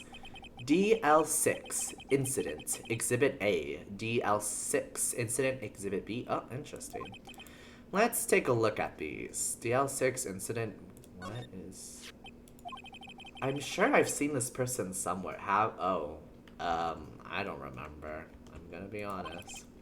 Perhaps I'll borrow this. Borrow this photo? Phoenix? I don't think you could just go into a competitor's law firm and just take, like, what clearly is evidence for another case. Phoenix? King? Sir? What are... You know, if you don't have an attorney that will break the law for you, do you have an attorney? Like, I don't even think that, like, I'm sure it will be pertinent to our case, but, like, we have no reason to believe it will. I'm sure no one will miss just one little Phoenix? The gall of this man. He is too... No one is stopping. He has too much freedom. And it might be a valuable clue. I'll take it for now. Okay. Photograph quietly added to the court record. Okay. Guess we'll just steal all of the evidence. Thank you. He's like, hey, this guy's painting got stolen. I'll just take this and they'll think someone robbed them or something. Oh my gosh, you're right. It's the perfect crime. If they were murdered once, if they were robbed once and they get robbed again before they find out, will they even really know they're robbed by 2 different people? I think not. A solid mahogany desk. The wood's been polished to a deep luster. I did not mean to click on the desk. I meant to click on... Oh, geez. Who are you? That face. Okay. That was a jump scare. I'm so sorry, sir. I didn't mean to say that your face was frightening, but you jump scared me. Anyways, a photo lies on the desk. Maybe I should switch it with the one I took? What do you... Switch? What? Huh? What? we can't just take both? But when did Phoenix get a moral compass all of a sudden? So we could take one photo but not both. He's like, you know, 2 photos is too inconspicuous. Let's just take one. Which photo? Which one? I can only take one, you know? Like 2 is a bit much, but one's okay. You know what they say? Steal from you once, shame on you. Steal from you twice, that's shame on me. That's a common saying, right? Anyways, I remember from the beginning of the case that man was the one that actually did the murder. Oh yeah. You didn't see the cutscene, but no, he is the murderer. They showed us the murderer, so we are indeed swapping the photos. He is the murderer. I think I'll swap them. Photograph added to the court record. On the back, the words DL6 Incident Exhibit B are written in pencil. Yeah, we do have meta knowledge. I mean, your reasoning was pretty solid too. You had no meta knowledge, and I mean, he's just more suspicious. Like, the other girl, she was too basic, you know? Oh, Phoenix, he had the same thought as you, you know? He was like, that other girl is not giving main character vibes, not main antagonist. She was like basic gray hair and like a pink, in like a pink blouse, like. That was not giving murderer vibes. This vibrant man, that's murderer vibes. This guy, he's a murderer. Yeah, exactly. And you can make the connection to April May, you know? Yeah, that's maybe you should be the detective. I was not connecting those dots. I was just metagaming. No, leave it alone. I thought that, wasn't there a third thing? Wasn't there a third option? Do you remember what the third option was? I thought there was a third option, but it won't let me click on that one anymore. What was the third option? Was it just to leave? I forgot. It was like Exhibit A, Exhibit B, and okay, you don't remember. I think it was just probably to leave. Okay. Yeah, okay. No. Anyways, let's look at this shelf. Expensive-looking mahogany bookshelves filled with expensive-looking books. Funny. They don't look like they've ever been read. Yeah, I think I agree that it was probably to leave, and that makes the most sense. Explored all of that. Yeah, let's look at this. A table for clients. An elegant ebony case, and if I'm not mistaken, that lighter's made of solid gold. What? A solid gold? They rich. Okay. Even I can tell someone here's got money to burn. So why don't we steal it? I'm just saying. I mean, at this point, you know, go big or go home. Why don't we just become a thief? What if Ace Attorney just suddenly became like one of those like robber break-in themed games, those sneaky games? Yeah, like, it becomes a heist game. Like, it suddenly becomes, like, first person. There's, like, a range of motion. The world is in 3D. And, I have to sneak through the office. It just switches genre halfway. I mean, that would be pretty solid. Anyways, I think that's everything here. Let's go back. Can I go back? Is that a thing I can do? Okay. What do I... You know what? I think... No. Okay, yeah, never mind.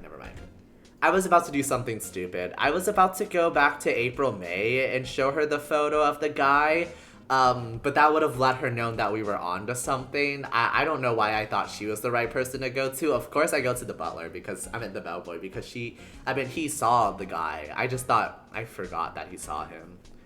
That could have been bad. I almost made a mistake. Anyways, this photograph. Take a look at this photo.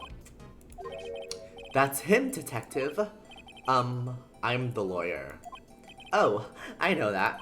Wait, I forgot that we're not the detective. We're just supposed to be a lawyer, but I feel like we're doing everything. Like, I don't think we're just a detective. Alternate AU where Phoenix becomes a criminal. Oh my god. Wait, no. I know there's fanfic on it. I know there has to be. There has to be a fanfic about that, and I'm so here for that. Oh my gosh. I love that, actually. I see it. Sorry, I'm thinking about this fanfic that, it just fits so well. I'm sure someone's thought of it, but like, juicy. Anyways, I just wanted to say Detective once. It's Bellboy. I just wanted to say Detective once, you know how it is. No, I don't. Without a doubt, that is the man who checked in with Miss April May. How about I write in affidavit? How about I write in affidavit swearing that that's him? An affidavit? This guy is way too excited about this. You know, I understand that he's like way too excited, but we do have to have him write it down. Like, that is a crucial evidence, Phoenix. Why would we not have him write it down? It would be stupid not to let him write it down. Well, sure, why not? Yeah, there's no way there isn't. Yes, I've always wanted to write an affidavit, sir. From henceforth, I will be known as the bellboy who swore the affidavit. Just hurry up and write it. Bellboy's affidavit, added to the court records. Okay, so it describes the man who stayed with Miss May at the hotel on the night of the murder. Good, we got it. Not even Miss May can play dumb to this. Perfect. Thank you, Bellboy. You've served your purpose. Wait, so what do we do now?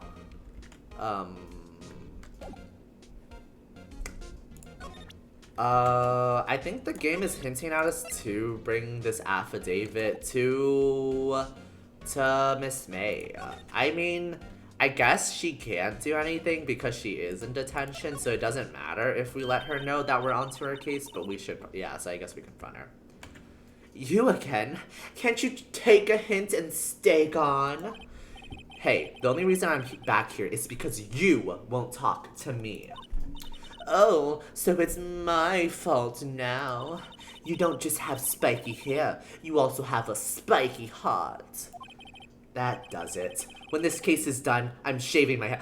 No, Phoenix, don't do that. Like, I'm sure you can pull it off, but like, your hair is like iconic. That's like a part of your identity. You can't just get rid of it. Like, that's your thing. Don't do that. Don't let her words get under your skin, okay, Phoenix? Let's stay strong. Confidence. Be who you wanna be. Look how you wanna look. Anyways. Time to present the affidavit. Get wrecked. Rectamundo. Could you have a look at this? What's that? The bellboy's affidavit. It tells us everything he saw, such as the man you checked in with. Who was the most definitely this guy? Now I'm getting somewhere. Push her heart, ease her fears. No, we're pushing. She will break. This is it. All or nothing. Time to do a little bluff. No use playing dumb. If indeed that's an act. If you don't talk, I'm taking this info to the press. What? Even though he should have been witness to murder, your little friend was missing. I'm sure the press would have a field day with his reputation. Oh, fine. I'll talk. You win, lawyer. Yes, man, that felt good. It's great to be alive. Why are you pumping your fists in the air? Now, tell me about the man you were with. That man, he's my boss. Red White, the president of the information gathering conglomerate Blue Corp. That's a name, Red White. And it goes back. You know, that probably would happen. Red White? Information gathering? Well, I suppose you could call it a detective agency. Oh, wait, that's interesting. It's a detective agency, and there's like... Oh. Do I sense some corruption? I sense some corruption afoot. That's interesting. I see. So, this is the man that was with you the night of the murder? I'm scared to talk. I don't want to end up like her. Oh? Oh? I think actually, yeah, red, white because of pink, but I also think it's because they work for Blue Corp, so it's America. It's red, white, and blue. America, you know? That thing. Yeah, I think that's what they're going for. And then she's April, May, like, no, the month, I don't know. I don't know what the months correspond to, but yeah, it's that. It's very, yeah. Oh, wait, but also this is juicy though. April's scared of getting killed. I feel like we could use this. April, you know, I know we've had our differences before. I know that I like called you out during the court, made you go crazy, and like, you know, did a lot of things. No, I don't. I think like it's blackmail, but I also think she's just scared of getting murdered, like Maya, because Maya before she got murdered, remember, or you don't know this, but she called her sister. Oh, sorry, not Maya. Mia, the boss who died, Mia. She called her sister Maya to give her the statue before the case, before she died. The phone call, she was trying to tell Maya that Maya should stop by the office to get the Thinker statue, the murder weapon, because she had papers inside of the statue. She hid papers inside of there. And so she wanted Maya to pick up the statue to keep it in safekeeping so that she wouldn't have the evidence on her when you know, she would get presumably confronted by Mr. White here. But remember, Maya's phone was tapped, so Mr. White probably heard Mia talking to Maya, being like, oh, I have this statue and I hid papers in it. Can you pick it up before me as evidence? Because I'm afraid something bad's about to happen. So he probably heard that. Alarm bells went off. April was like, hey, boss, we got evidence that Mia's on the move. He came over, killed her, took the papers. That's why the statue was empty. We're on to them. And so April doesn't want to get killed just like Mia. Case closed. We did it. Game over. Time to get a cup of coffee and my paycheck. Thank you. Anyways, we'll help you, April May. No, I mean, I feel like it's kind of spelled out. I think that if you were here at the beginning of the case, I think you would have connected all those clues too. It's pretty obvious. Yeah, more context. We're both smart. We're both key detectives, and when both of us are on the case, justice will be had. Anyways, we'll protect you, April May. We had differences, but April, we need you to testify against your bloodthirsty boss, because riddle me this, April, you are in jail. You are a liability to him. So either he's just gonna let you rot in jail for the rest of your life, or he's gonna kill you because you're the only one that can speak on the case. So I think your only option really is to speak to us. I'm gonna be honest. Like, we can give you witness protection. We can grant you immunity. I feel like this is the best out for you, honestly.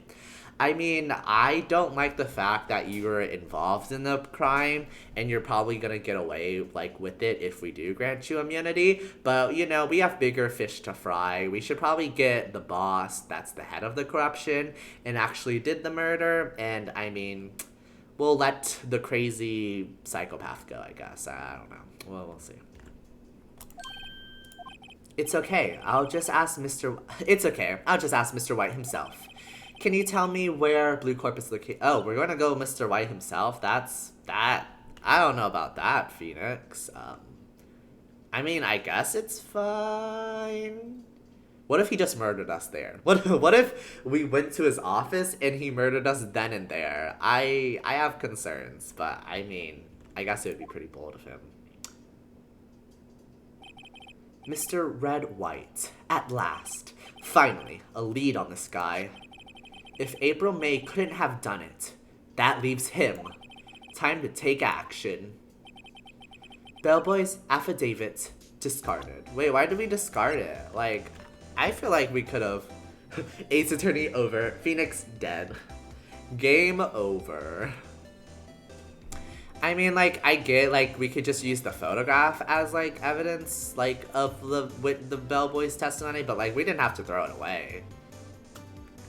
No, the testimony, no, the affidavit's gone. His photograph is still here, but the actual affidavit's gone.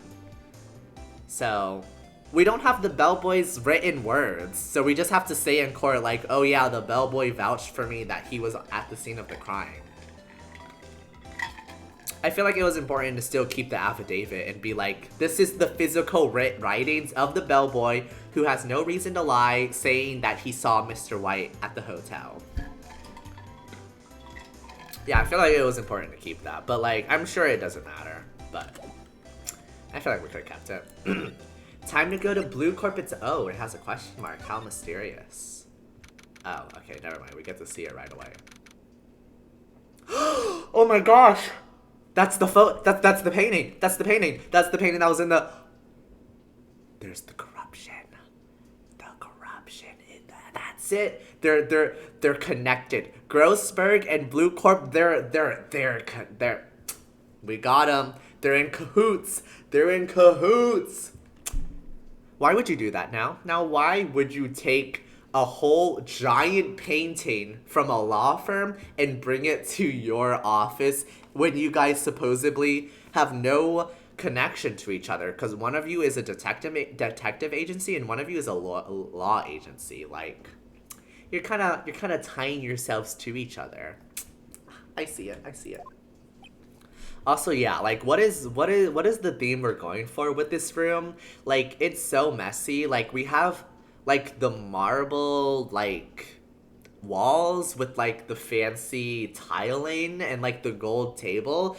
But then you're telling me you have this, like, oil painting looking thing of, like, a fisherman. And then you have this weird statue that's not made out of marble, but made out of this, like, blue material holding... a orb that's not even blue, and then that has the word Blue Corp in red. And then you have your statues, which, like, I guess that works, that fits. And then the flowers, like, are also kind of random. Like, yeah, like, what could that possibly be for? Like, why did he receive that award? Like, what could that award have possibly been for? And then, like, the flower vase, like, I don't think it fits the ambiance. You know? Like, I don't know what the theme of our interior design here was, but it's okay, Mr. White. We won't fault you. What's with the surreal decor? That's what we were saying. Welcome! Oh, God. He sounds like the loud, rambunctious type. How do I do this? Well... what do I... Welcome, please furnish me with the title of your patronage. I don't know, he sounds proud and loud, but I don't... Welcome. It's kind of giving me like Jolly almost. Like, we know he's evil though. It's like an evil Jolly. Like a welcome, please furnish me with the title of your patronage. Oh, I kind of like that. I think that kind of worked. It'll fit, I think. What the? Your name. What's your name? I feel like I'm changing the accents. I don't have a good hold on it, but I think I'll find it. I was just inquirably asking the title that you go by. Wright. Phoenix Wright. Inquirably? Mr. Wright, is it... Right, I see. Was that a play on words? Splendiferous. Splendiferous? Splendiferous. What a word. He has a vocabulary on him. Perhaps I have intimidated you with my giantesque vocabulary. This guy sounds like he downloaded thesaurus.com and he gets a word of the day, and he just has them all, like, written in a notes app, and he has, like, a daily reminder being like, remember to expand your vocabulary so people think you're smart, you know? He's giving that vibes. It's the insecurity for me, Mr. White. What is this guy's problem? I'm Red White, CEO of Blue Corp. You know, corporate expansion official. Now he's spelling out the acronym for CEO. This guy's full of it. My business dealings bring me into contact with the elite of the elite. So, I'm afraid I am not used to conversing with the wordily challenged. What do you mean wordily challenged? What have I said to indicate that I was wordily challenged? I feel like I've been keeping up with you. What a fruitcake! No, Phoenix, that's what we are. Let's not be calling people names now. Anyways, let me guess. You are an attorney fresh out of law school, are you not? That's the only explanation for why you would come to meet me like this. Yeah, homophobia isn't a good look on you, Phoenix. Like, let's mind our manners here. What does he mean by that? No matter. So, what business does a mighty lawyer have with a man such as myself? Yipes, this guy's arrogance meter is off the scale. Okay, time to talk to him. Miss May. Miss May is an employee of Blue Corp, is she not? Correct. She was my secretariat? Okay, this guy, come on. What a shock. It was to hear what she has done. What she has done? You mean the wiretap? Indeed. She is paid to answer my phones. Tapping them is not in her job description. She does gather for us as part of her duties, or gather information. But I assure you, we do not condone illegal methods. It is ineffable that she would do this. It sounds like he's trying to turn Miss May into a scapegoat. Yeah, like, Girly was trying so hard not to throw him under the bus, and here he is just like, nope, it was her, can't believe he wiretapped. Like, Miss May, know your loyalties. Man is not loyal to you. Self-respect. Miss May, we gotta practice self-respect, girly. We gotta respect ourselves if we want to live a healthy life. Come on now. Anyways, night of the murder. Yeah. She is scared of him, but I do also feel like I don't know, I feel like she kind of respects him too. Maybe not now. I feel like there was a little respect there for him. Maybe it's gone. I don't know, I just got those vibes by the way she was talking about him, but I could be reading it wrong. On the night of the murder, were you in April May's hotel room? Who can say? I seldom pay details to mundane details such as time and place. What do you mean? What? So if I asked you where were you 3 days ago, you like, and you were specifically in a hotel room. Like, I feel like you're not just going to hotel rooms every night. Like, you're telling me you can't even remember you were at a hotel room 3 days ago? Like, like, the bold. Like, he's so bold. That's just bold. My motto is, don't worry, be happy. Still, Mr. White. The hotel bellboy has stated on the record that he does remember you very clearly. Hashtag grind never stops. We need to cook. The hotel bellboy has stated on the record. Oh, yeah. No matter. The bellboy can say what he pleases. I still won't talk to you. If you want me to speak, put me on the witness stand. Okay, bet. I'll do it. I'll do it in a second. You won't even see me coming for you. I'll do it. Although, I doubt you'd be capable of doing that. He raises a good question, actually. I mean, what? I feel like, what do you mean the bellboy can say what he wants? Like, he has no reason to lie, and they trusted Miss May, who actively lied in court. So you're telling me that if I called the bellboy to the stand and was like, bellboy, you saw Mr. White in the hotel room, and yet no one is claiming, like, Mr. White and Miss May are claiming that he wasn't here? Isn't that suspicious? Shouldn't we call Mr. White to the stand? You're telling me no one would believe him?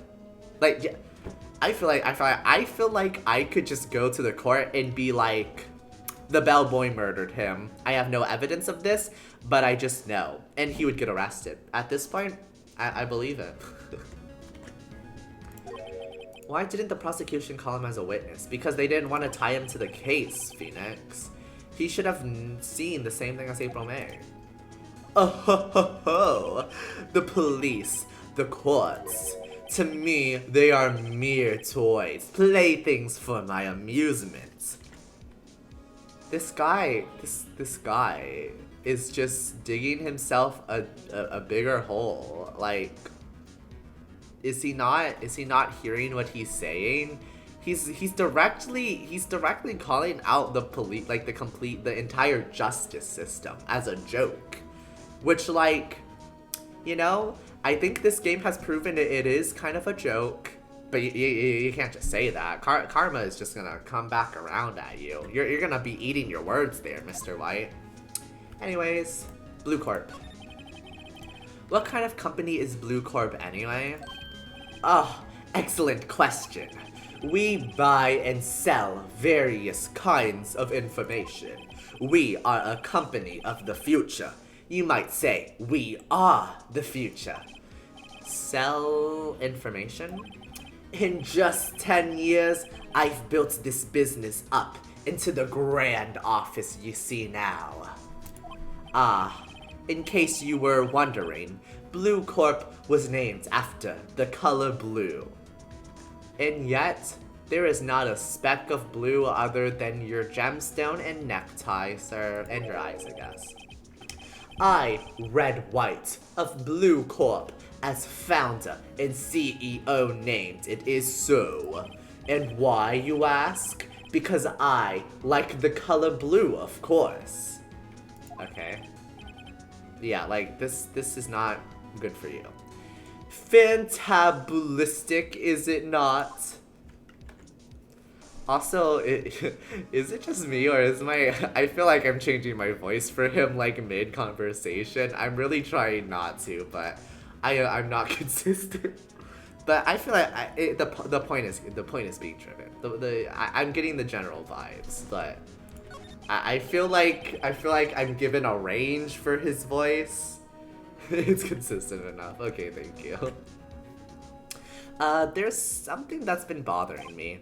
Yes, what might that be? That big painting on the wall over there? When did you get it? We're not gonna let him know that we've seen it, we're just gonna ask when did he get it. Say, when did you get that painting? No idea. I forgot. I've seen that painting before. Yesterday, in fact. Why do I find that painting here today? Oh, the music got quiet. Oop. Are we onto something here? Mr. Wrong, was it? Right. It's right. I feel like you did that on purpose, though. It appears you do not fully grasp your position here. I ask again. Who are you? Huh? A lawyer? No. My feeble friend. Me a lawyer? Worth nothing? Zitch, zoop, nada. Just like that. Sorry excuse for an attorney. Grody Burger. Oh, sorry. I read that wrong.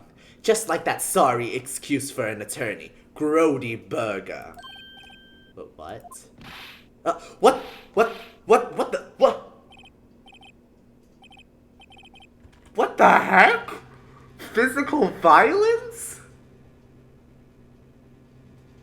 Oh, I knew it. I knew we should have done. I knew we needed to carry something. He punched us. He just smacked us. He called us feeble, like the other. Oh, it's all. Oh no. Oh.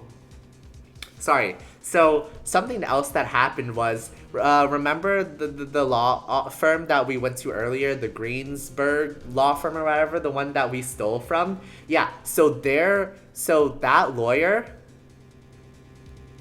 yeah, like, we're gonna be nuts. So yeah, Grossberg. So we went to his office before because Maya, since Phoenix is still a little bit inexperienced, because this would have only been his second case, Maya was like, oh, actually, my sister recommended another lawyer to me saying that he was really good. So that was Mr. Grossberg. So that's why we went to the office before the case, was that we were trying to find Mr. Grossberg so that he could be Maya's lawyer.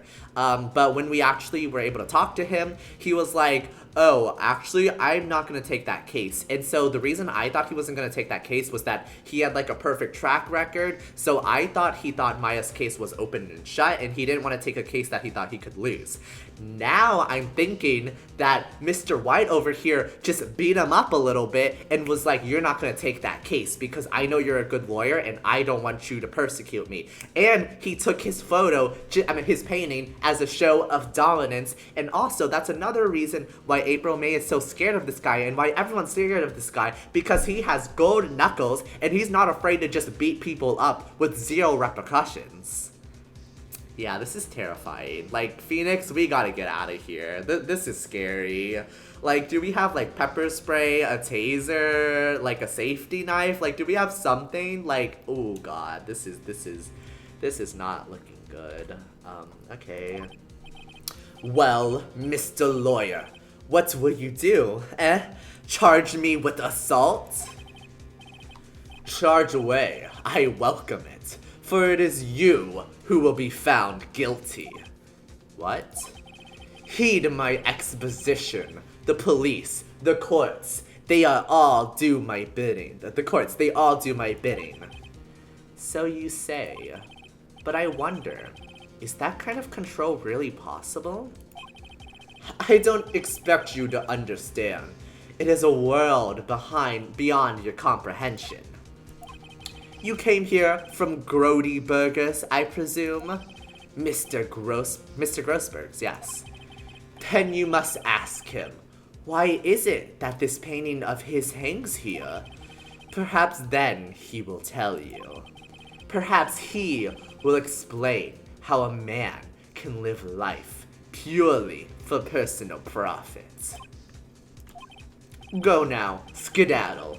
There is nothing more to discuss. Yeah, Grody Burger. He mispronounced that so wrong, but... I'll look around his office, but I don't think presenting anything will do anything. So we just gotta examine his office and get ready to take him to court. This painting was, until yesterday, hanging in Mr. Grossberg's office. Why does White have it now? It's not hard to imagine a few possibilities. Yeah. An impressive lineup of trophies. Judge's special runner-up. Best participate. He got a participation reward and he hung that up. Kind of sad. Judge Cooperation Award. Special good track.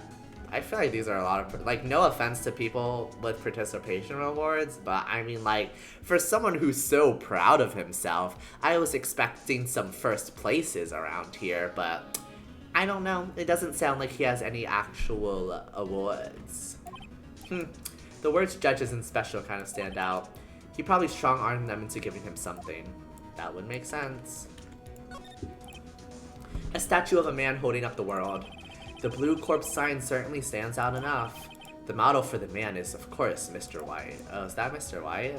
Interesting. Oh, I assume... okay. I guess I see it. I'm guessing this is supposed to be his desk. My. This is quite the thing. It is indeed quite the thing.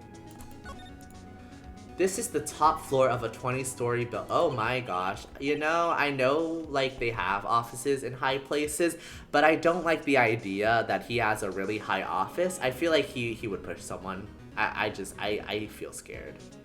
The view is quite presidential. Is that everything? Yeah, that's everything. Okay, let's go back. He told us to go back to Grossberg, so let's go to Grossberg. Grossberg is gonna say it's hopeless, but we're still gonna try anyways. Yeah, someone might just accidentally fall. Oh, he's quiet. Huh? I don't think he's noticed me standing here. Maybe I should clear my throat? Yeah, that was so inconspicuous, Phoenix. Jumpin' Jehoshaphat's? Jehoshaphat's? I don't know that word, I'm sorry. Oh, you. What's wrong? You look so pensive, like an old man at the end of his days. I'm not seeing... What's his voice? It's old man, but I can't. Jehoshaphat's? Jehoshaphat's. He's supposed to be like an old guy. How do I... I'm not senile yet. I was just thinking about this whole mess. Something's really bothering him. That much is clear. Today's trial. So you came to see the trial? Yes I did. Something was bothering me all last night, you see. Couldn't get a wink of sleep. Really? What was that? Well, you see, it's just Mia's sister. That poor girl. My boy, I owe you my thanks, truly. Oh, wait. Okay, so before I thought he was evil, but he's just a poor guy that doesn't want to get beaten up by Mr. White. And, like, he's also probably, like, getting paid for his silence. Like, yeah, no, he is being blackmailed. Aw, I thought he was just, like, arrogant, but I think he is getting blackmailed. Poor guy, poor guy. I don't know what I would have done if things had gone poorly for the girl. Your refusal? I asked before, but why did you refuse her request for defense? I think I have a right to know. A right, Mr. Right? Okay, how many times are we gonna get right and right back after each other? No, I'm sorry. It's just, I need more time to think about it, my boy. He does seem troubled about something. I'm starting to have a feeling I know what it is. Mr. White. So I paid Blue Corp a visit. Oh, I see. Mr. Grossberg? I have to admit, something has been bothering me. Oh, what is it? Well, out with it, my boy. You see, it's just...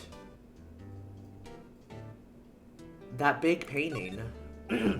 Mr. Grossberg, sir. There was a giant painting hanging right there the other day, was there not? The one you said you had no intention of parting with?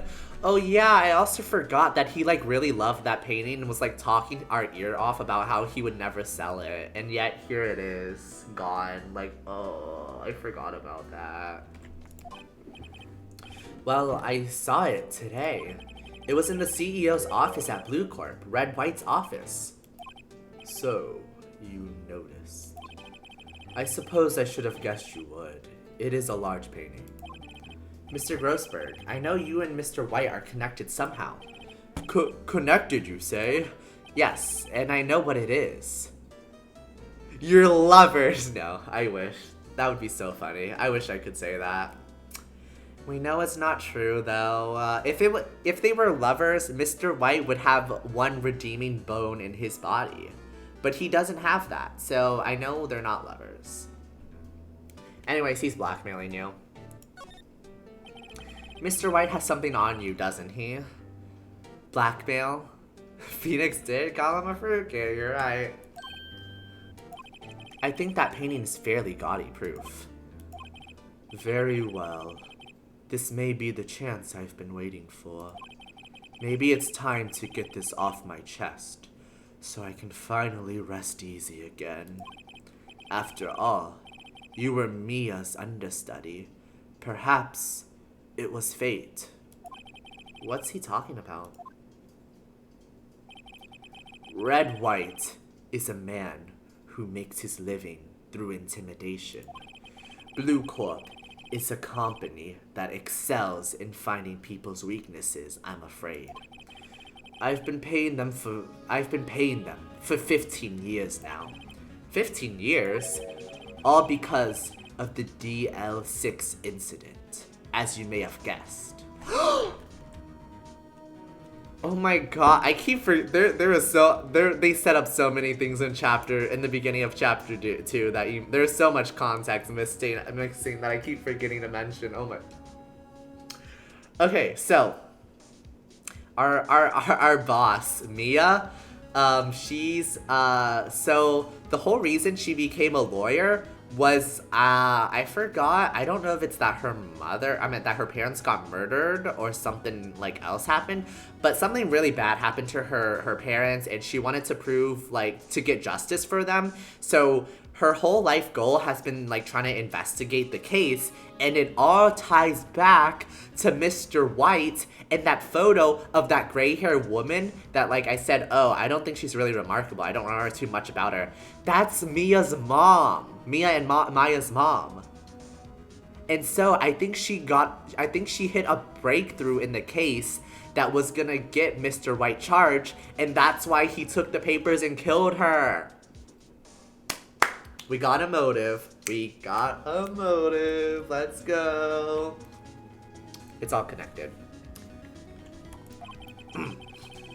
The name on the back of those photographs. As you suspect, I could not stand in defense of Maya because of this. White would have destroyed me if I did. So that's the connection. It is hard for me to tell you this, my boy, but arresting Wed White will be nigh on impossible. Impossible? Why? He has information on everyone. It gives him an iron grip. But does he have evidence on Mr. Phoenix Wright himself? I don't think so. I mean, that doesn't change anything, but, like, I don't think so. He owns judges, attorneys, prosecutors, police, and politicians. What? They are bound, unable to do harm to themselves, and therefore to him. Don't look at me like that. What you see is nothing more than the weight of many years. The DL6 incident. Yeah, I think we're, like, too new into the system that he doesn't have anything on us other than the fact that he could beat us up in an alleyway. But that's okay.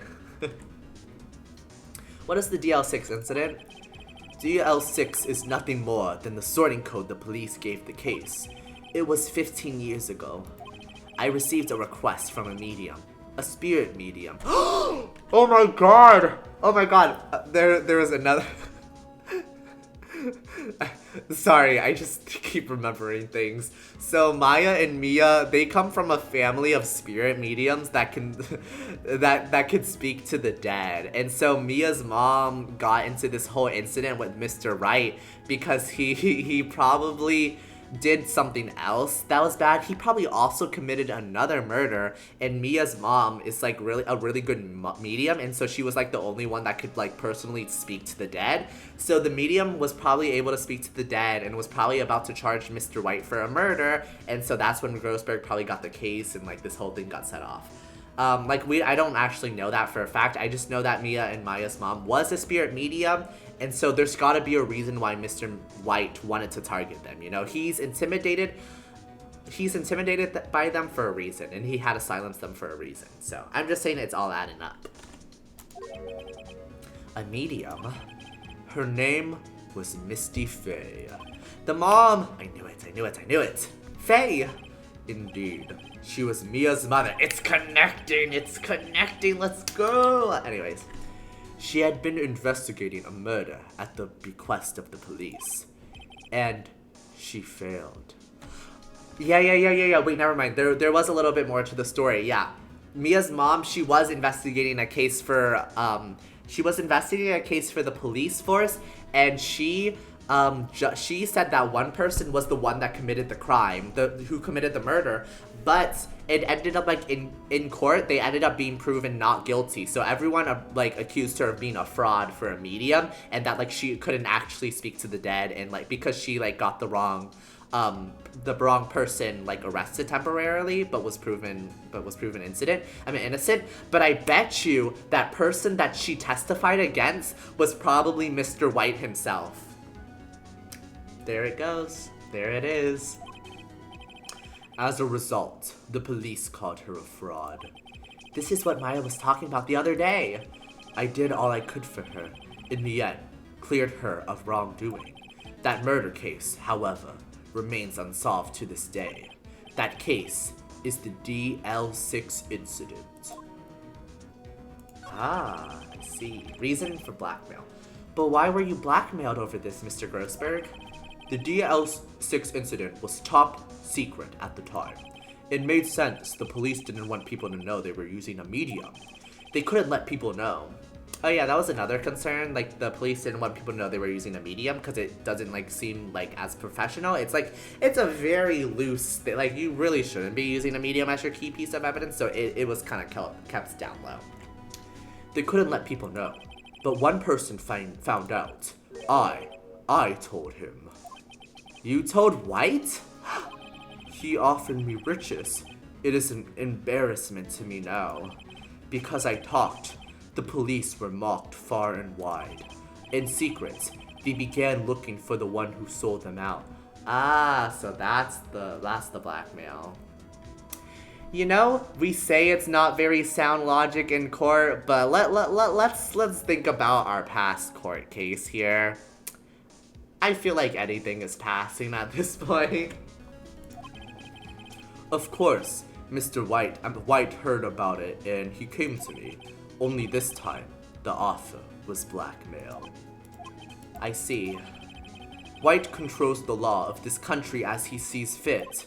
Yet, if you would still challenge him, have a close look at Mia's office. Mia's office? She followed his every move for years. She may have recorded something of what she found. Thank you for the lead. Mr. Grossberg, you may have not always been on the right side of justice. You may be being blackmailed right now, and you may be unable to do anything.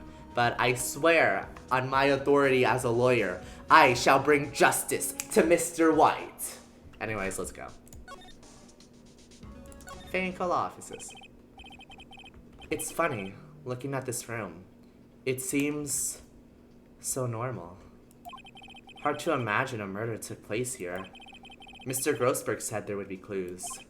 Maybe I should have another look? Time to examine. This plant! I'm on to you, plant! Mia's favorite potted plant. I guess I'll have to water it now. The sky is blue, and so am I. Okay. I'm sorry. I don't mean to laugh at your grief, Phoenix, but that line was a little cheesy, even for you, Mr. Phoenix. Like, what are you? The sky, just as blue as me. Like, yeah, alright, Phoenix, okay. That's that hotel right across the way. An old movie poster. Apparently, this was the first movie that made Mia cry when she saw it. I'll have to check it out one of these days. You really do. You really should. Mia's desk. Perfectly clean, as always. The only thing it's missing is Mia. All the cases the chief ever worked on are on file here. They're in alphabetical order. Let's take a look. Which file should I look at? It was the D6 incident, right? So it should be A through I. Sorry, I just skipped through that, but I saw what he said. He said something about, like, I saw that pun. Did you see that pun? He made a pun about, like, seeing if there was something that catches his eye. I mean, a file that catches his eye. I saw that, Phoenix. Yeah, he thinks he's slick with that. He thought he was slick with that. Anyways. Misty Faye, that's Mia and Maya's mother. Should I take a look? Yeah, obviously. Like, that's what we came here for, Phoenix. Should I take a look? Man stole a photo from an office earlier, but he can't read a crucial file without being given permission. Seems a little bit sus. I have tarnished the Faye name, leaving only these words. My mother vanished. I was determined to find the ones who had made my mother blame herself in this way. Using the power that runs in my family, I held an audience with the dead. Oh, she was like, dead? Tell me who did it. Tell me who frames my mother. Finally, the names of two men surfaced. One was Marvin Grossberg, a lawyer who sold my mother's information for riches. The other was the man who sold that information to the press. This parasite who makes his fortune on threats and coercion. His name is... The record stops there. So, Mia knew Grossberg. Of course it stops there. Are you kidding me? Mia, girl, how hard is it to write red, white? Girl, come on, come on. Anyways, I mean, we at least have the name of Mr. Grossberg in the file, so we can call him to witness, and hopefully he'll also indicate Mr. White as the one he showed the information to. It's a lot of hoops to jump through, but I wish she just said the name outright. She just said the name outright. Let's look through J through S now. Let's see, it's J through S, nothing much here. Let's just skim real quick. Sigh. Well, no harm flipping through it, I guess. The biggest part here at the end in S, suicide. Ew. What do you mean, ew, suicide? Phoenix, I don't know if that's necessarily the reaction I would have to seeing just the word suicide written. He's like, suicide? Ew, disgusting. Like, Phoenix, are you okay? She has a collection of suicide reports. They're politicians, policemen. There's writing on most of these in pencil. Wait, there's writing on most of these in pencil. White. This is Mia's handwriting. Wait, I get it. Mia thought he was involved in these suicides. Okay. White drove all of them to...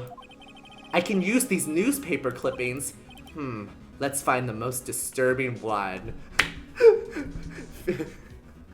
Phoenix is just like, yes, time to re-bring these suicides to light just to prove someone is involved in a whole conspiracy. Time to find the most cruel, disgusting case of it. Like, Phoenix, there's something wrong with you. And I mean that in like the most endearing way possible, but like, there's... all the screws are not there. He's something. He's a lawyer. I see it now. He's got that lawyer in him. That's for sure. No offense against lawyers. Just Phoenix is he's a breed of his own. Newspaper clipping added to the court record. Okay. Is that it? Yeah, let's just check once more. I know you're telling me we got everything we needed, but let's just look for everything. The entire W section is missing. Was it taken? Okay, like I know we can't bring that up to like the court, but the reason why the W is missing is because it stands for Mr. White, obviously. Connected the dots. I know like that's not strong enough of a case, but like it was good background knowledge to have. He said ew like 2 chat boxes ago, and now he's saying, let's find the most, yeah, like, sir. Anyways, that is everything. Where do we go from here? Do we go back to Grossberg, possibly? Article about politician suicide. The word right is written. Maybe, yeah, maybe Grossberg might be able to help us, like, with this. I found this in Mia's files. So she was investigating Red White, as I expected. Well, if you wanted to challenge him, you could present this in court. Not a bad idea. Okay? Is that it? Was that all? I don't want to go back to Blue Corp. What if it's missing because it says for right? No, wait, like... Wait, no, like, I don't think that's it either, but no, wouldn't that, because, like, what if Mr. White stole it and he does have something on us? Like, that would be crazy. He, like, brings us to court and he's like, in 4th grade, you were accused of stealing from your classmate. Would you like to answer for those crimes now?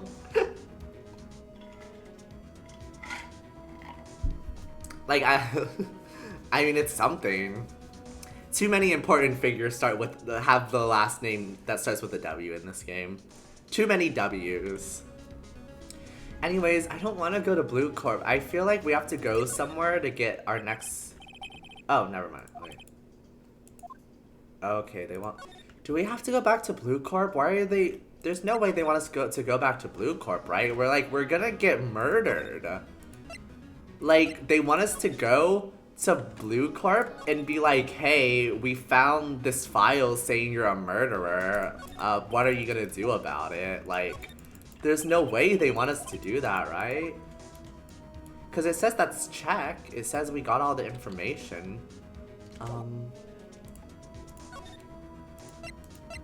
Maybe the hotel? Let me go to the hotel real quick. Seems to be out. Huh? The sound of... Oh, wait. Something's going on. Huh? The sound of water coming from the shower?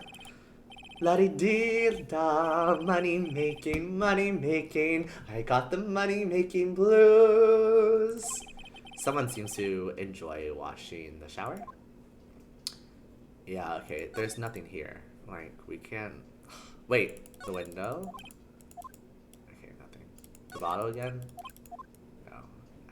Yeah, no, there's nothing here. I guess we go back to Blue Corp. But that's terrifying. Let me just look real quick if there's any evidence I want to ask him about. I don't think he could.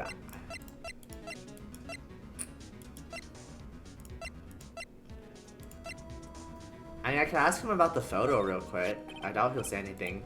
Sorry, sir, I borrowed this. Oh, so it was you, my boy.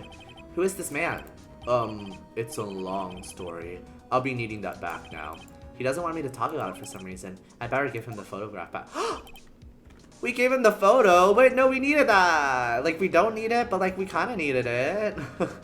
I didn't mean to do that, but, I mean, you know, be respectful, I guess.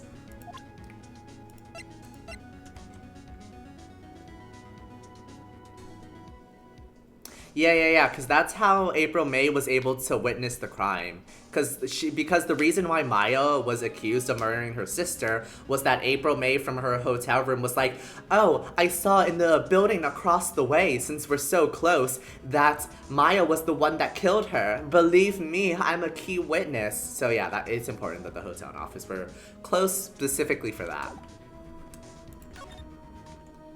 Anyways, I guess we'll go to Blue Corp. Don't murder me, please. Well, aren't you persistent? Sorry, but there's something I have to ask you. Mr. Lawyer, I really hate having to repeat myself, but it seems the message has not yet penetrated your thick skull. Stop bothering me. If you try my patience further, I fear a nasty accident may occur.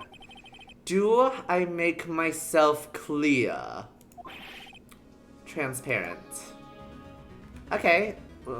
Like, yeah, he's gonna punch us again, right? Like, we asked all those questions already. Like, are we supposed to... Do we do this? Do we just go with it? Do we just, like, what else? I don't... Like, do we just die? Like, are we... No, like, because there's no options to just stop. Like, you only stop your investigation once the game stops you. But the game says there's more options for me. But I don't want to get murdered. Like, what am I supposed to do? I don't want to die. He's not gonna say anything.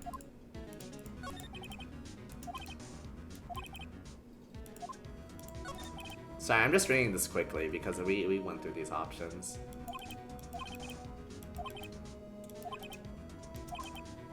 Oh, wait, these are new things, actually. Oh, they're trying to hint us that we do confront him. My bad. It is okay to indulge in my cosmetologian sense of humor. I will not think less of you. Yeah, okay. They want us to present the evidence. Fine, don't kill me, Mr. White. I have evidence that you're guilty. This is the only clue that Mia left me. I double-clicked again, my bad. Mr. White, see this? It's an article describing the suicide of a politician. He was embezzling secret government funds. Then one day, word got leaked to the press. The very next day, he took his own life. And this concerns me how? I found this article in Mia's office. Miss Mia. She had a file filled with articles like this. Every one of them was labeled with a single word. White. Mr. White, I know what you did to this politician. You blackmailed him. You blackmailed him.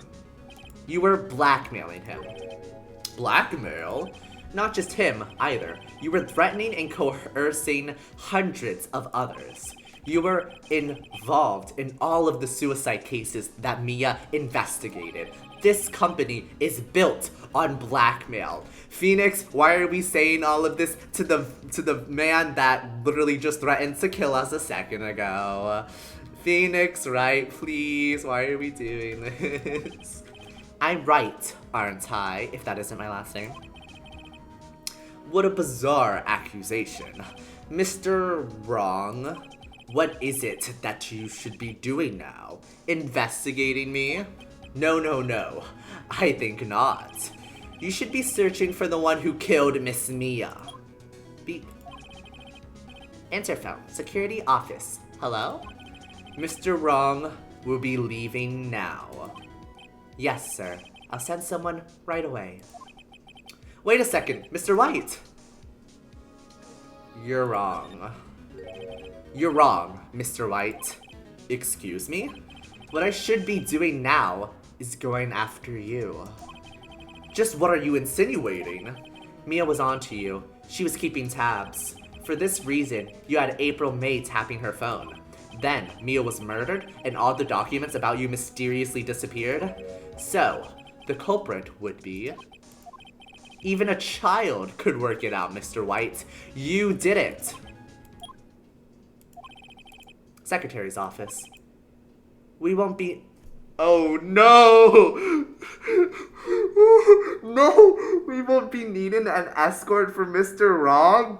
Oh god, oh god. Oh no. Should I have just said he was right? Did I misclick? I didn't mean for him to do all of that. Phoenix. Oh god. I'm so scared for our life. We're gonna get a game over scene. Oh god. Anyways. Instead, please connect me to the public prosecutor's office. Of course, sir. One moment, please. White? That you? What are you calling me at a time like this? Hello, Chief Prosecutor. I've changed my mind. I want to testify tomorrow. What's this about? The Mia Fey case? I witnessed the murder, you see.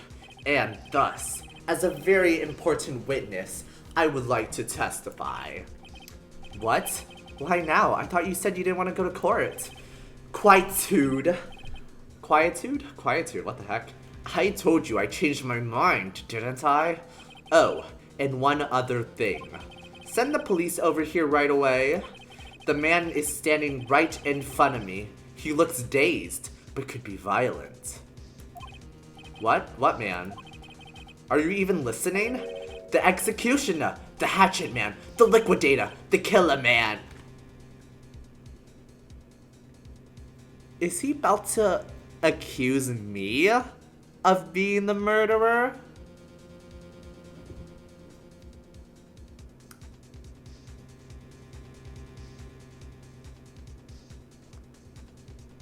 I've never witnessed such audacity before. I've never seen someone that just, I'm speechless. I didn't expect that. Like, I thought he was just gonna, not really, because we also, so when she got murdered, we just got off of work, and we were supposed to meet up with her for dinner, so we came probably, like, around 9:10, I would say, so 10 minutes after she died. We came to her office looking for her, and we were there when the body was discovered by the police. And so, considering that this guy has the entire police force wrapped around his finger, we also don't really have a good alibi. Like, we kind of have an alibi because you could say we just got off of work, so it'd be hard for us to kill him. But I don't think that would be enough for a corrupted police force not to arrest us, so no, not really. No, I wouldn't say so, unfortunately. But also, like, can I just say, I thought he was just gonna face us head on, but he's trying to get us, just kind of get us arrested now, okay. This guy is accusing Phoenix of a self-report. Yes, we're playing Among Us now. and I always win in Among Us. What? Mr. White, this isn't another one of those. Chief Prosecutor, I do not believe you are in a position to freely offer your opinions to me, correct? I'm telling you to send the police now. Did I not tell you, Mr. Wrong? You are a mere lawyer, as was Miss Mia. How dare you? Did we smack him? Oh no, we just pointed our finger. I was like, did we smack him? I'll point the finger at you and you will be tried as Miss Mia's killer. The case is as good as settled. No lawyer of any worth will defend you. I have friends in the local lawyers association, you see. You'll be given a lawyer so stupendously inept that they make even you look incompetent. Make you look competent. I feel faint. Detective Gumshoe reporting, sir.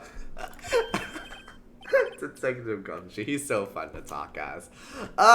Butts, Harry Butts. Right? Actually, Phoenix, right? And my friend's name is Larry.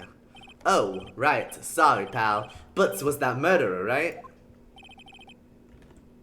Detective Gumshoe. I present to you the man who killed Miss Mia Fey. But what? Take this despicable human being into custody. Farewell, Mr. Wrong. Okay, there's so many questions. Okay, but you know what I want to happen?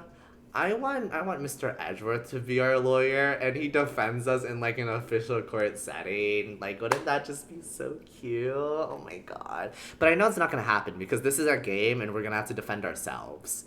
But I'm just saying. Where's the fan fiction? I know someone wrote a story about it. I know someone had to. There's no way, right? Okay. Detention center. We got arrested. Whatever. I can't believe it's only been a day since the first trial. My trial begins tomorrow. White's gonna set a trap for me, and the prosecution will be in on it, of course, Edgeworth included. You see, it hurts him that Edgeworth is gonna be prosecuted. I sense it. Anyways. Edgeworth, hi. You'd never believe the situation I've gotten myself into. Hey, oh pal, remember 4th grade when you defended me? How about we have like a little throwback Thursday, you know what I'm saying? An attorney was assigned to me by the state yesterday. I refused. I had an idea. Right, Mr. Wright. Oh, Maya. Great, they let you out of detention. Just now, yes. It's all thanks to you. Now I'm afraid we've switched places.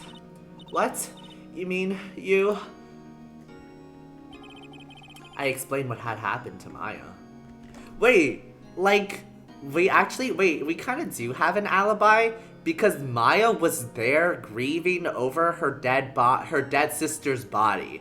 So you're telling me that when Maya was crying over her sister's dead body, and we walk into the office like 5 minutes later being like, yo, what's up? Where's Mia? Are we ready for dinner? We can't just get Maya to testify for us and be like, yo, he's not the killer. He literally came for dinner like after the crime took place. I feel like we could say that. Like, could we not say that? I feel like we could say that. And like, there's no way Mr. White has blackmail on Maya because Maya hates his guts. And also, Mr. White is just trying to kill off the whole family anyways. So there's no way he could blackmail Maya. So I feel like that's a strong alibi, actually. I don't believe it. How many people does that man need to destroy before he's satisfied? My mother, my sister, and now you? This has gone too far. Mr. Wright, please tell me, is there anything I can do? Well... Defend me in court. I thought that's where we were going. I was thinking that he was gonna say that. Because, like, we could work with Maya. Like, and she's a pretty smart girl. Her oldest sister was a lawyer, and she like caught on to some of her tricks. Like, and also, wouldn't it just be so poetic if someone from the Faye family, the youngest daughter of the Faye family, was the one that got Mr. White locked up for his crimes? Poetic justice, I call it. Poetic justice. Defend me in court. Alright, you can be my defense lawyer tomorrow. Alright. I didn't think she would agree that fast. That was pretty fast, Maya, but okay. Huh? Leave it to me. I am Mia's sister after all. Lawyership runs in our blood. Wasn't it ghost powers that run in your blood? I'd better run to the bookstore and pick up a copy of Laws for Rookies. Oh god. Oh god, she's our lawyer. Like, I trust her, but I don't trust her. Well, wait. What? I'm kidding. It was a joke. No way. No, really, I was kidding, but thanks. It's good to know you're on my side. Oh, okay, we were kidding. I mean, I was kind of, like, she could just, like, present as our lawyer, and, like, we could just, like, feed her our case. But, I mean, I guess that wouldn't work. Anyways. And there really isn't anything you could do for me anyways. But I can't just sit here and do nothing. I've got to give that man a piece of my mind. Just a piece? Okay, then come to the trial tomorrow. Okay, I'll be there. I'll show them a thing or two. Okay, but can we defend ourselves? That would be for the best. Times may change, yet with crime, it's the same old story. In fact, it's gotten worse. Lengthy court proceedings are no longer realistic. Beginning a few years ago, a limit of 3 days was put on initial court trials. I don't think that's true. Anyways. Almost all finish in a day, most with a guilty verdict. I never thought I would end up in the defendant's chair myself for this case. Ugh, that face. Blech. With the true culprit appearing as the star witness. This is it. Tomorrow, it's me or him. To be continued. Oh boy. Saving content. Yes, save, please. We'll oversave this trial. Yeah, day 3 trial. Okay, yep.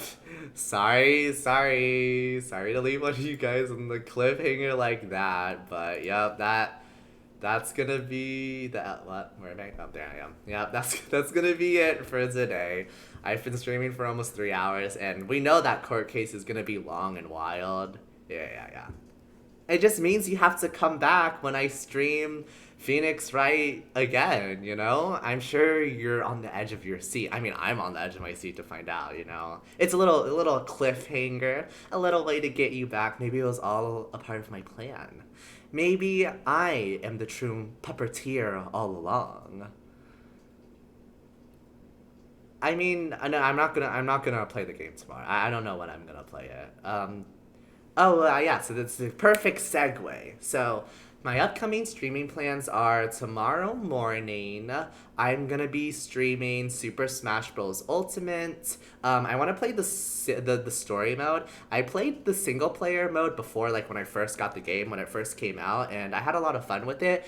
But it's been a hot while since I've played Super Smash Bros. Ultimate, and also, I'm really bad at the game, so I think it would be fun to revisit it in the hard mode, because when I played it before, I played it on normal mode. So, you know, I'm really just gonna, I'm gonna get wiped, but I am gonna test my patience and my fighting abilities, and we're gonna see if I can do it. So that's gonna be fun. And if I get tired of that game, I also have Suika, which is like the new hit Switch game from Japan that every VTuber is playing. So I might also play a little bit of that tomorrow once I get when I get tilted of Super Smash Bros. And I ultimately rage quit. When that happens, then I'll probably switch to Suika. So that's tomorrow morning stream. That'll be fun.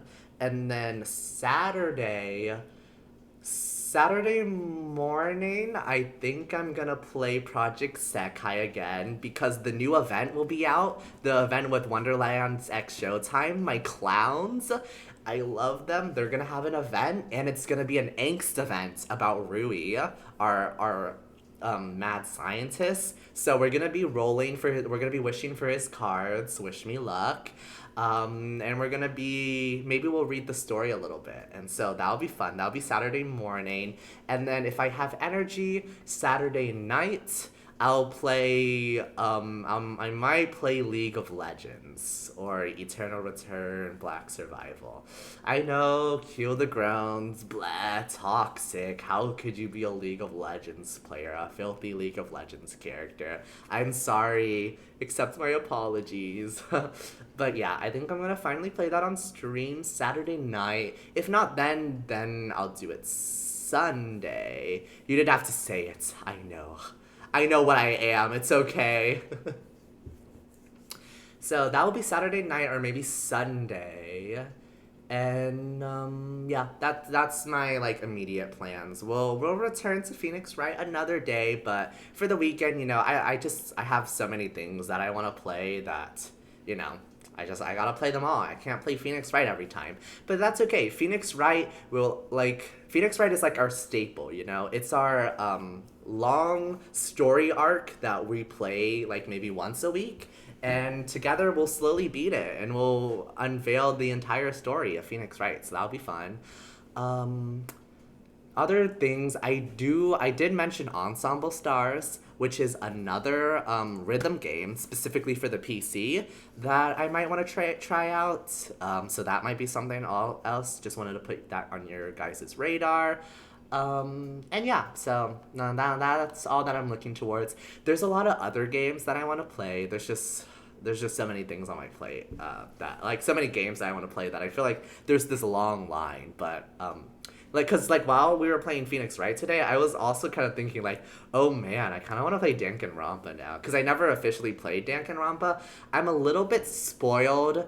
I have a little bit of spoilers to the second game, and I think like one small spoiler to the first game, and I know nothing about the third game, but I think that would be fun to play because I actually really don't know much about it, and I don't think I'm too spoiled. I feel like I could like play through it and not like have to worry about like knowing the case beforehand.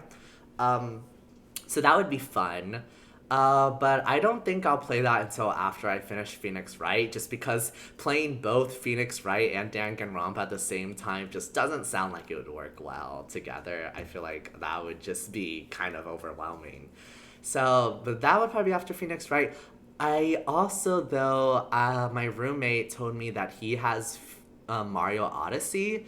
And I've never played like a Mario game in like full. I've only like played like Super Mario Bros. Maybe like at someone's house just like for a level for fun. But I've never like completed one of those games to its completion, like one of those platformer games. So I think that could be a fun little first experience for all of us as well. So I was thinking about that as well.